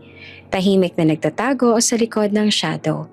Hawak ang cellphone at sinusuri ang surroundings. Dumating si Severine sa harap ng boarding house ni Lyra. Hindi siya nagpakilala. Nakatingin siya sa paligid. Tinitiyak na walang sino man ang nakatingin sa kanya. Alam niya, maraming gustong sumira sa pamilya Imperial at si Lyra ang pinakamadaling target. Alam niya rin, hindi tatanggap ng mga bodyguards ang dalaga, kaya ang tanging paraan ay sundan siya ng palihim. Tumayo siya sa gilid ng pinto. Ang matay nakatutok sa bawat galaw ni Lyra. Napansin niya ang katahimikan sa mukha nito. Ang simplicity sa kilos, ang aura ng ordinaryong buhay na gustong ipakita. Kinabukasan, nagising si Lyra sa maliit na kwarto. Nag-aayos ng higaan at nagluto ng simpleng almusal. Tahimik, simple at ordinaryo. Lumabas siya para mamili sa palengke. Nakipag-usap sa tendera, nagbayad ng walang anumang pretense. Ngunit sa bawat kilos niya, si Severine ay palihim na sumusunod sa isang distansya. Ang matay walang tigil, hands ready sa anumang pangyayari. Habang naglalakad, nakaramdam si Lyra ng kakaibang presensya. Ngunit hindi siya nakakita ng sinuman. Siguro, ini-imagine ko lang. Bulong niya sa sarili. Hindi alam na may nakatingin sa bawat takbang niya. Si Severine sa tabi ng alley naglakad ng tahimik. Hindi halata. Ang mata ay nakafocus sa paligid. Hindi niya pinipilit ipakita ang presensya. Ngunit ramdam niya ang responsibilidad. Protektahan si Lyra mula sa anumang banta, kahit hindi niya ito tanggapin. Dahil dito, unti-unting nakaramdam si Lyra ng kakaibang seguridad kahit hindi niya naman alam kung bakit. Ang kanyang katawan ay hindi tense, ngunit may malalim na instinct na may nagbabantay sa kanya. Habang naglalakad sa tabing ilog, isang lalaking biglang tumayo sa harap niya. Tila nagmamasid ng masyado. Ang puso ni Lyra ay tumibok ng mabilis, huminto sa takbo at pilit nag-isip ng paraan kung makakaligtas. Sa isang iglap, si Severine ay nasa pagitan nila. Calm, ngunit commanding. Move back. Mahina ngunit matatag na utos niya sa lalaki. Ang lalaki naman ay napalingon, hindi makapaniwala sa authority ng isang estrangherong sa probinsya. Tumakbo siya palayo. Si Lyra huminga ng malalim. Napalingon kay Severine, ngunit wala siyang makitang iba. Wala man lang isang salita. Tahimik na lumingon sa kanyang lalaki ng slight nod. Parang paalala na hindi siya nag-iisa. Pagkatapos ng pangyayari habang naglalakad pabalik sa boarding house, napansin ni Lyra ang katahimikan ng paligid at ang presensya ng isang tao na tila palaging malapit sa kanya. Kahit hindi niya nakikita, may isang tao na nagbabantay. May isang tao na nakakaintindi sa panganib na dala ng kanyang pamilya. May isang tao na hindi basta-bastang sumusunod para sa sarili niyang interes. Tahimik niyang inisip, Severine. Ngunit bago siya nakipag-isip pa, nagpatuloy na lang siya sa paglakad. Lumipas ang ilang araw at patuloy na nakikita ni Lyra ang subtle presence ni Severine. Sa bawat araw, unti-unti siyang nagiging komportable sa presensya nito. Hindi siya takot. Hindi rin siya nagiging dependent. Sa halip, naramdaman niya ang bagong uri ng security at quiet companionship. Tahimik ang gabi nang maglakad si Lyra sa tabing ilog. Ang ilaw ng poste malambot, ang hangin malamig, at ang ingay ng tubig ang tanging maririnig. Gusto lang niyang lumayo sa boarding house, kahit saglit, para huminga at pag-isipan ng bigat ng mga nangyayari. Habang naglalakad, napansin niya ang pamilyar na presensya sa gilid. Tahimik, pero imposibleng hindi mapansin. Si Severine, hindi na siya stranger. Hindi na siya misteryosong lalaki na basta lumilitaw. Siya ang bantay na ipinadala ng ama. Ang taong iniligtas siya minsan. At ang lalaking kahit halos hindi nagsasalita ay nagdadala ng kakaibang sense of safety. Ang hilig mo talaga maglakad ng mag-isa. Mahinang sabi ni Severine habang lumalapit. Hindi maingay ang mga yabag. Napatingin naman si Lyra at bahagyang natatawa. Hindi naman ako mawawala dito, sagot niya. At saka, safe naman dito, hindi ba? Umiling si Severine, tumingin sa ilog, hindi sa kanya. Safe ang lugar, pero hindi ang pangalan mo.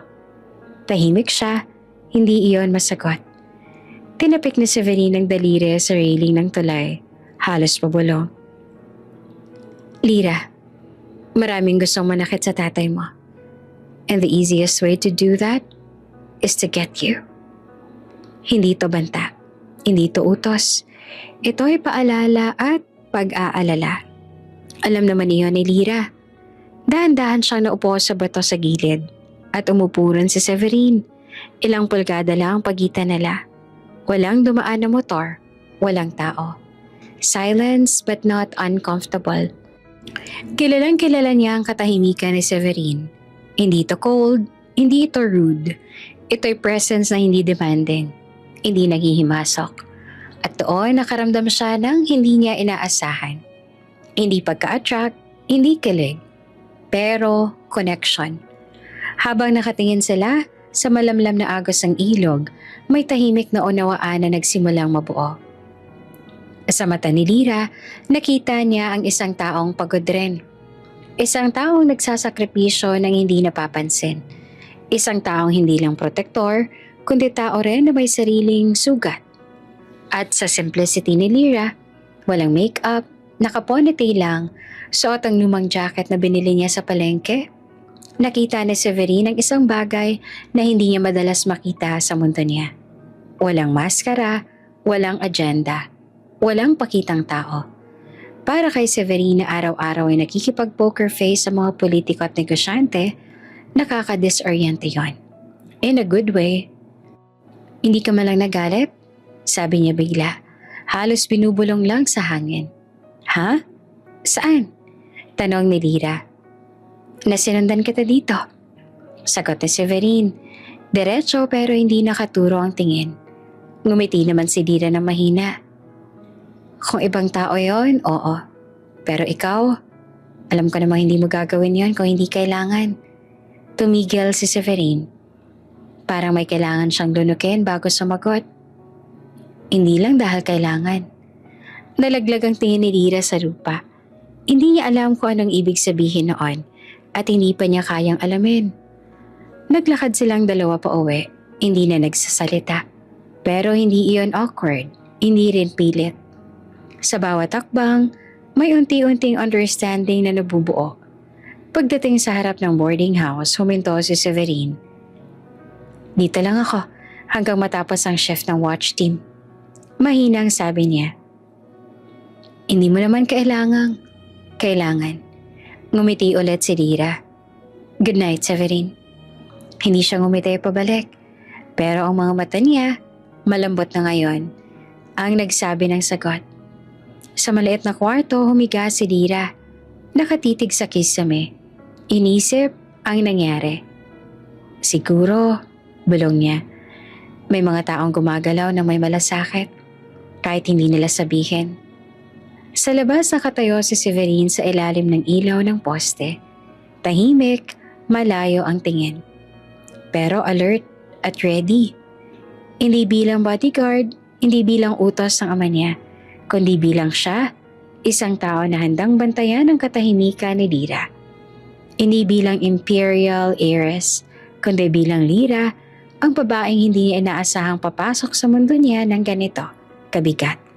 Pero ganito rin katahimik. Maingay ang palengke sa maliit na bayan. Ang mga tendera ay abala sa pagbebenta. Ang amoy ng prutas at isda ay halo-halo at ang mga bata ay tumatakbo sa pagitan ng mga stall. Tahimik si Lyra, kilala na bilang Mara, habang naglalakad kasama si Severin sa tabi. Pareho nagbabantay sa paligid. Para sa kanya, ordinaryong araw lang ito. Simpleng pamimili, tahimik na buhay malayo sa ingay ng lungsod at iskandalong nag-viral. Ngunit hindi niya alam, may panganib na palihim na sumunod sa bawat galaw niya. Biglang may dalawang lalaki hindi kilala na sumugod mula sa gilid ng palengke. Isa sa kanila ang mabilis na humabol sa kanya. Hinilang kamay ni Lyra ng marahas.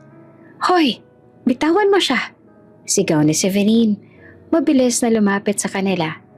Isa sa lalaki ay tila handa nang itulak si Lyra papunta sa dilaw na van na nakaparada sa kanto. Ang puso ni Lyra ay tumibok ng mabilis. Ang dating tahimik at ordinaryong araw ay biglang napuno ng tensyon at takot. Sa isang iglap, si Severin ay lumapit. Kamay niya ay mabilis at precise. Hinila niya ang isa sa lalaki sa gilid. Pinabagsak sa sahig. Ang isa nakatingin sa kanya ng gulat. Hindi makapaniwala sa bilis at lakas ng estranghero. Hindi mo man gusto. Yaman mo. Pero gusto ka nilang gamitin para i-blackmail ang ama mo. Mahina ngunit matatag ang boses ni Severin sa tabi niya. Si Lyra nanginginig, hindi makapagsalita. Ramdam niya ang takot. Ngunit ramdam din ang proteksyon sa tabi niya. Matapos matabunan ng mga lalaki, huminga si Severin ng malalim at itinuro ang van na papalayo. Hindi ba sa competitors ang kalaban ng tatay mo? Organized syndicates ito. Gustong i-take over ang empire ng imperial family at ginagamit kanilang leverage. Napatingin si Lyra sa van na unti-unting lumalayo. Ang takot sa mukha niya ay halong disbelief. Hindi niya alam na ang simpleng buhay sa probinsya ay pwede na palang maging delikado sa ganitong paraan. Lumakad sila sa gilid ng palengke, malayo sa ingay at naupo sa isang bench. Ang mga kamay ni Lyra ay nanginginig. Ang katawan niya ay tense. Ang utak niya ay umiikot sa mga posibilidad ng panganib. Severin, gaano ba ito kakomplikado?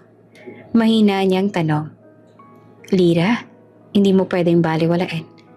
Kahit ayaw mo ng yaman mo, target ka nala. Sagot ni Severin. Ang mata ay nakatingin sa paligid, alert sa bawat galaw ng tao. Si Lyra nakatingin sa kanyang kamay ay napaisip. Hindi lang pala ang public humiliation ng problema. Hindi lang pala ang pamilya nakakaapekto sa kanya. May mga taong handang gamitin ang pangalan at lahi niya para sa kanilang sariling agenda. Tumigil siya sandali, napaluhod sa bench. Ramdam niya ang bigat ng responsibilidad kahit ayaw niya ito. Ang katotohanan ay sumagi. Hindi siya basta ordinaryong tao. At kahit gusto niyang mamuhay ng simple, hindi siya pwedeng ihiwalay sa mundo ng kapangyarihan at panganib ng pamilya niya. Si Severin tahimik ngunit commanding. May lumapit at umupo sa tabi niya. Hindi niya hinawakan ang kamay ni Lyra, ngunit ramdam ang presensya niya, ang proteksyon. Hindi ko kailangang ipilit ang pagiging magkaintindihan natin. Pero kailangan mong maintindihan. Lahat ng galaw mo, lahat ng hakbang mo, may mga taong nagmamasid. Si Lyra nakatingin sa mata niya, nakaramdam ng kakaibang seguridad. Kahit takot, may tiwala siya sa katahimikan ng estranghero sa tabi niya.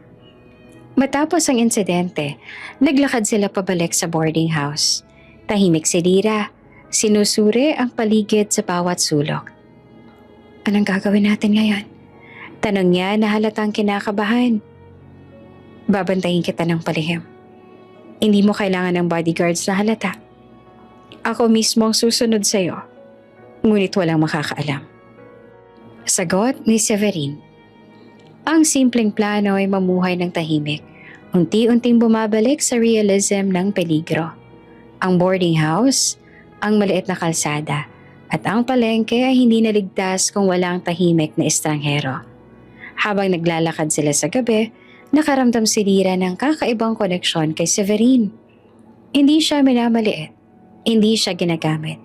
Tinitingnan siya bilang tao, hindi bilang target o asset. Sa bawat takbang, ang takot ay unti-unting napapalitan ng pagkakaintindihan. May taong nakakaintindi sa kanyang sitwasyon. May taong handang protektahan siya, kahit siya mismo ay ayaw na kilalanin ng yaman.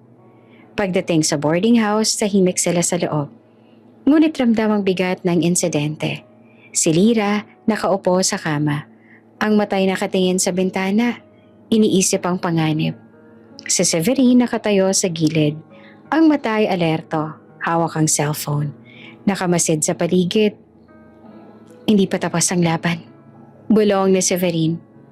Alam ko. Sagot naman ni Lyra. Nanginginig pa rin. Ngunit handang tanggapin ang katotohanan. Kailangan niyang maging matapang kahit gusto niyang mamuhay ng simple. Tahimik ang gabi sa maliit na probinsya. Ang hangin ay may halong alat mula sa malapit na dagat at ang mga bituin ay malinaw sa langit. Si Lyra kilala ngayon bilang Mara, abala sa pagluluto ng simpleng hapunan sa maliit na kusina ng boarding house. Tahimik lang ang paligid. Ngunit ramdam niya ang presensya ni Severin. Nakatayo sa tabi ng bintana. Ang matay alerto, hindi nawala sa bawat galaw niya.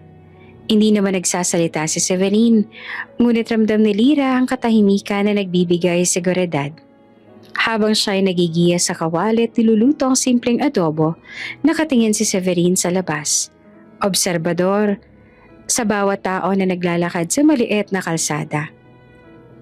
Ang tunog ng sandok ng simmering sa kawali at ng malambot na hangin ay nagbigay ng kakaibang katahimikan. Bigla napangiti si Lyra. Hindi niya alam kung bakit pero ang presensya ni Severin ay parang comfort zone na hindi niya gustong iwan. Kinabukasan naglakad sila sa tabing dagat. Ang buhangin ay malamig sa paa. Ang alon ay tahimik at ang buwan ay malinaw sa langit. Nag-uusap sila ng tahimik. Halos bulong lang. Hindi kailangan ng maraming salita. Ang katahimikan, ang simpleng kilos ay sapat na para maramdaman ang pagkakaintindihan. Ang simple ng buhay dito, diba? Tanong ni Lyra. Nakatingin sa salon. Oo, sagot naman ni Severin. Ang mata ay nakatingin sa kanya. At mas ligtas ka rito. Kahit hindi mo alam.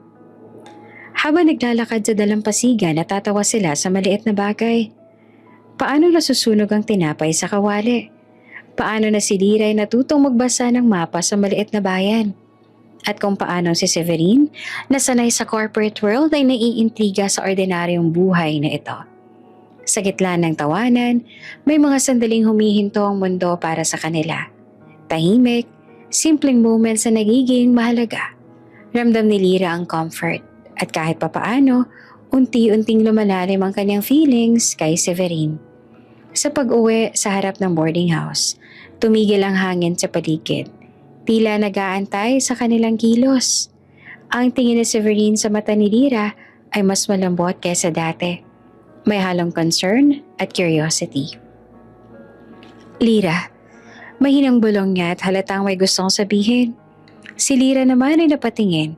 Ang puso ay tumitibok ng mabilis. Hindi niya maipaliwanag ang damdamin. Ngunit bago pa man makausad ang moment, may napansin silang galaw sa gilid ng kalsada. Isang shadow na mabilis na nawala sa likod ng poste. Mabilis na nag-alerto si Severine, ang matay nakatutok sa paligid. Ramdam ni Lyra ang bigat ng tensyon. Ang dating katahimikan ay napalitan ng alertness. May nag-leak ng location mo. Mahinang boses ni Severine, hawak ang cellphone at nakaposisyon sa harap ng dalaga. Paano nila nalaman? Tanog ni Lyra na nanginginig. Hindi ko alam. Pero malapit na sila. Kaya kailangan nating maging mabilis at maingat. Sagot niya. Habang naglalakad sila pabalik sa kwarto, ramdam ni Lyra ang kaba sa bawat takbang. Hindi niya alam kung anong gagawin kung may kumilos ang kalaban. Hindi niya alam kung paanong poprotektahan ng sarili sa mundo na dati niyang pinaniniwala ang simple at tahimik. Ngunit sa tabi niya si Severine ay tahimik na nagbabantay. Ang kanyang katahimikan ay nagbibigay ng proteksyon at hindi niya alam. Kaunting init sa puso na nagbibigay lakas. Pagpasok sa boarding house, nakaupo sila sa mesa. Parehong tahimik. Nagbabalak. Anong ruta ang ligtas? Anong gagawin sa mga susunod na araw? At paano maiiwasan ng mga taong gustong i-target si Lyra? Hindi mo kailangang matakot mag-isa. Sagot ni Severine. Kahit ayaw mo ng bodyguards, meron pa rin tayong kasama sa paligid. Ako ang unang makakasama mo sa bawat hakbang mo. Si Lyra nangingiti ng maliit, nakaramdam ng kakaibang comfort. Hindi lamang proteksyon, ramdam niya ang tiwala kahit sa gitna ng panganib. Sa katahimikan ng gabi, nakaupo silang magkatabi sa maliit na balkonahe, nakatingin sa malayo, mata sa mata, ngunit walang sinasabi. Ang bawat sandali ay nagiging malalim, simple, tahimik, at puno ng hindi sinasabi ngunit ramdam. Ang tensyon mula sa banta ay nagiging dahilan upang mas lalo nilang ma-appreciate ang presensya ng isa't isa. Sa kabilang banda may nakamasid naman sa labas. Isa sa mga kalaban ay alam na ang eksaktong lokasyon ni Lyra. Ang simpleng moments nila sa dalampasigan, sa kusina at sa balkonahe ay maaaring masira sa isang iglap. Ang tensyon ay lumalaki, hindi lang dahil sa banta, kundi dahil sa unti-unti silang nagiging close at sa puso ni Lyra, ramdam niya na may tumutubo sa pagitan nila na higit sa simpleng pasasalamat o proteksyon. Habang natutulog si Lyra, nakapikit. Ramdam niya ang katahimikan. Ngunit alam niya sa ilalim nito may panganib sa labas. Si Severine nakatayo sa labas ng bintana. Ang matay alerto, nakamasid sa paligid. Tahimik ngunit handa. Ang simpleng buhay ay unti-unting nagiging komplikado. Ngunit sa tabi niya, may tao na hindi lang tagaprotekta. May tao na unti-unting nagiging bahagi ng mundo niya sa gitna ng panganib at lihim. Dahil sa mga banta, umalis na sila Severine at Lyra sa boarding house dahil hindi na sila safe doon. Nakakita sila ng isang kubo. Malamig ang hangin sa gabi. Humahalo ang alon ng dagat sa malapit na kubo kung saan nagtatago si Lyra.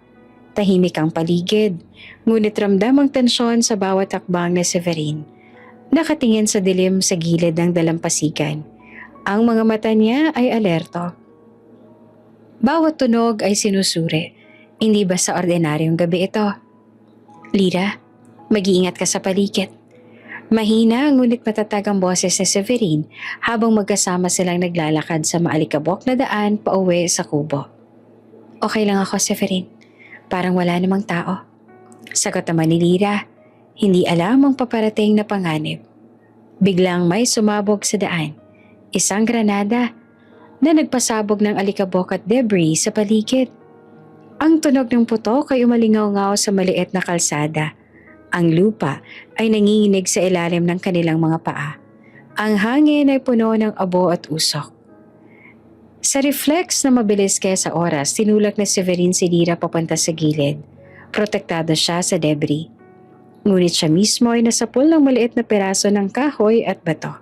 At isang bala mula sa umambang na gunman ay tumama sa balikat niya. Duguan si Severin, nakaupo sa lupa. Hawak ang balikat na tinamaan. Nakatingin siya kay Lira. Ang mukha niya ay puno ng pain at determination. Kung may mangyari sa akin, sabihin mo sa daddy mo. Hindi ko hinayaang kunin ka nila. Mahina niyang bulong. Halatang nakikipaglaban sa sakit. Si Lira na paiyak, mabilis na lumapit sa kanya. Severin, wag. Hindi ko papayagan na may mangyari sa'yo. Sigaw niya na nanginginig sa galit at takot. Hindi na nakapagsalita si Lira. Ramdam niya ang bigat ng sitwasyon.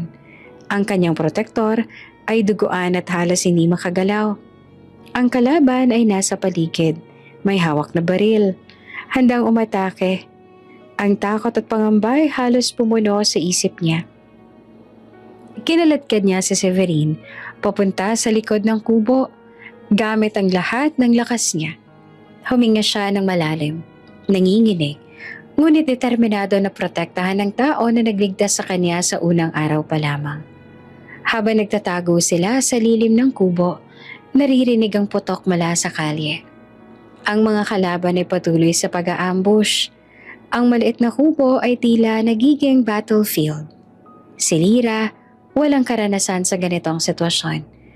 Natuto sa instant kung paano magtago, kung paano protektahan ang sarili at ang mahal sa buhay. Si Severin kahit duguan ay nakangiti ng bahagya sa kanya. Hindi ka mag-iisa, kahit papaano. Ikaw ang priority ko. Mahina ngunit matatag niyang bulong.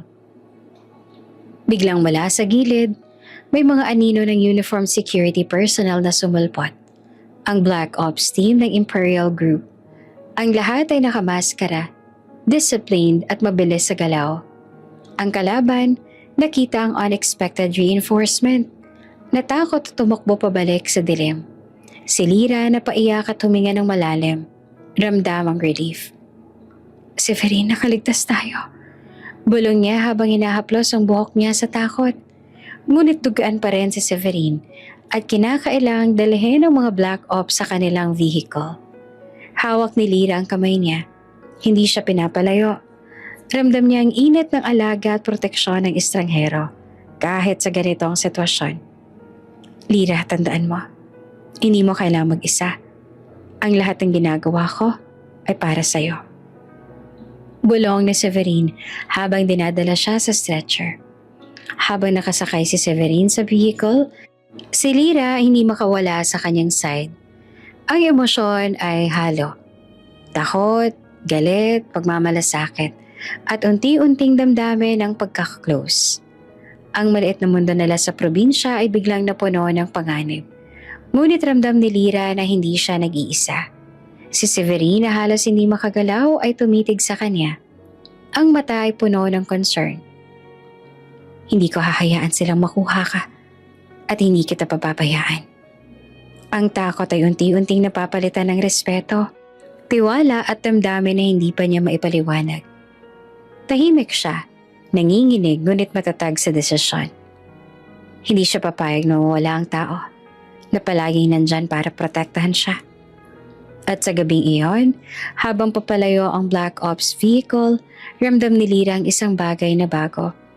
Hindi lang simpleng pasasalamat kundi damdamin ng koneksyon na ang pagkakaalala at unti-unting paglapit ng puso sa gitna ng panganib. Tahimik ang private hospital sa hating gabi. Ang lamig ng aircon ay tila contrast sa init ng damdamin na pumapalibot sa maliit na kwarto. Dinala si Severin matapos ang ambush. Tuguan, sugatan at halos mawala ng malay. Nakaupo si Lira sa tabi ng kama. Hawak ang kamay niya. Hindi siya makapaniwala sa nangyari. Biglang pumasok ang pinto at isang matatag ngunit nag-aalalang lalaki ang pumasok. Si Ramon Imperial, ang ama ni Lira. Galit at nag-aalala, ngunit halatang nagtataglay ng pagsisisi. Tumingin siya kay Lira, ang matay puno ng luha. Tumingin siya kay Severin. Halatang nakakaalam na ang lalaki ay nagligtas sa anak niya. Lira, anak ko, bakit hindi mo sinabi na delikado ang sitwasyon? Mahina ngunit emosyonal ang boses niya. Si Lira naman ay nanginginig at napaiyak. Ayoko kasi maging imperial. Pero muntik na siyang mamatay dahil sa akin. Si Severine kahit sugatan at mahina tumitig kay Lyra. Hindi ako nagsisisi dahil ikaw ang pinili kong protektahan. Hindi na napigilan ni Lyra ang luha. Tumayo siya at niyakap ang ama at si Severine. Ang tatlong tao, isang ama, isang anak, at isang lalaking nagligtas sa anak ay nagyakapan ng mahigpit. Ang tensyon, galit, takot at pagmamahal ay naghalo sa kanilang yakap. Anak, patawarin mo ako. Bulong ni Ramon. Hindi ko po kayang mawala siya. Sabi naman ni Severine, halatang napagod ngunit determinado. Lumipas ang ilang araw, si Severine ay unti-unting gumaling. Ang mga sugat ay naghilom at ang kalaban hindi na makakaabot sa kanila dahil sa seguridad ng Imperial Group. Si Lyra habang nagbabantay sa kanya ay natutong tanggapin ang katotohanan.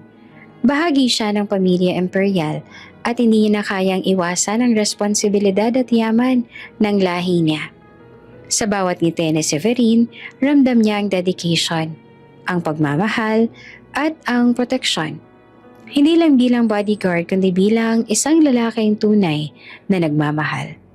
Isang hapon, sa opisina ng Imperial Group, nagdesisyon si Lyra na harapin ang kaniyang kapalaran. Nakasuot siya ng simple ngunit elegante na dress. Ang mata'y malinaw, ang puso ay handang tanggapin ng lahat. Tiningnan niya ang paligid at ramdam ang respeto ng mga empleyado sa kanya. Alam ko po, hindi ko maiiwasan ang pagiging imperial. Pero handa na akong tanggapin ang lahat ng responsibilidad at ang pamilya ko. Mahina ngunit malinaw na salita ni Lyra. Ngayon, lahat ng board members ng Imperial Group ay naroroon. Si Ramon mukhang serious ngunit may ngiti.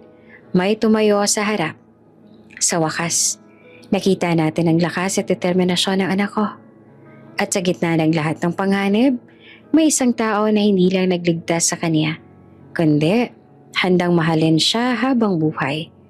Severine, ikaw ang magiging sole fiancé para sa anak ko. Napatingin si Lyra kay Severine, ang matay kumikislap sa emosyon. Ang lalaki kahit gumaling pa lang ay tumayo. Ang matay nakatingin kay Lyra, halatang handa sa commitment na hindi niya tinuturing bastang obligasyon. Tahimik na huminga si Severine. Tinitingnan ng mata ni Lyra. Damang-dama ang bawat sandali ng peligro, bawat sandali ng pangangalaga, at bawat sandali ng damdamin nila sa isa't isa. Lyra, mahina ngunit malinaw. Hindi ko gustong protektahan ka lang. Gusto kong mahalin ka habang buhay. Napaiyak naman si Lyra. Ang simplicity ng salita ay bumalot sa puso niya. Tinatanggal ang lahat ng trauma, takot, at pangamba. Severine? Oo. Sagot niya na nangingiti at umiiyak ng sabay. Ang sala-salabat na galaw ng proposal ay nagbigay ng katahimikan at closure sa lahat ng nakapaligid. Ang board members ay nagpalakpakan. Halatang masaya sa wakas ang tensyon at panganib. Habang naglalakad sila palabas ng opisina, magkahawa kamay, ramdam ni Lyra ang tibay ng suporta ni Severine. Ang dating takot ay napalitan ng kumpiyansa. Ang dating tensyon ay napalitan ng seguridad. At ang dating pangamba sa pagiging imperial heiress ay napalitan ng pride at pagkilala sa sariling kakayahan. Sa bawat ngiti ni Severine, ramdam ni Lyra ang assurance na hindi lang siya basta protektado, kundi mahal na mahal ng lalaking pinili siyang maging bahagi ng buhay niya. At handang makipagsapalaran sa bawat hamon ng mundo nila. Si Ramon ngayon ay nakangiti, hawak ang kamay ng anak. Ang galit, takot at pagsisisi ay napalitan ng pagkakaisa at pagmamahalan. Ang relasyon nila ay naging matibay dahil sa katotohanan sa harap ng panganib na natili silang magkasama. Anak, salamat sa pagiging matapang at salamat din kay Severine sa pagprotekta at pagmamahal sa iyo. Bulong ni Ramon. Sa loob ng mansyon, habang ang araw ay sumisilip sa malalaking bintana, Si Lyra at Severine ay magkasama sa terrace, nakatingin sa lungsod. Ang mundo ay puno ng panganib at banta. Ngunit ramdam nila na sa isa't isa may seguridad, may pagmamahal at may tiwala. Ang dating ordinaryong moment sa probinsya at ang dating simple companionship ay nag-evolve na sa mas malalim, mas matibay na relasyon. Lahat ng miyembro ng Imperial Group kasama si Ramon ay nagtipon sa conference room. Si Severine hawak ang kamay ni Lyra ay ngumiti sa lahat. Si Lyra nakatingin naman kay Severine, kumikislap sa tuwa at pagmamahal. Hindi ko gustong protektahan lang siya. Ulit pa ni Severine sa gitna ng palakpakan ng board. Gusto kong mahalin siya habang buhay. At sa unang pagkakataon, mula na magsimula ang lahat ng iskandalo, takot at panganib, nakangiti si Lyra. Ramdam ang tunay na pagmamahal, proteksyon at pagkakaisa. Isang bagong simula para sa isang heiress, sa ama at sa lalaking nagbigay buhay at nagmahal sa kanya nang walang kondisyon. Bago ka pa lang sa channel neto, ibang kwento ni Ate Jane, istorya mo, ikwento ko. Huwag kalimutang pindutin ang notification bell at subscribe button.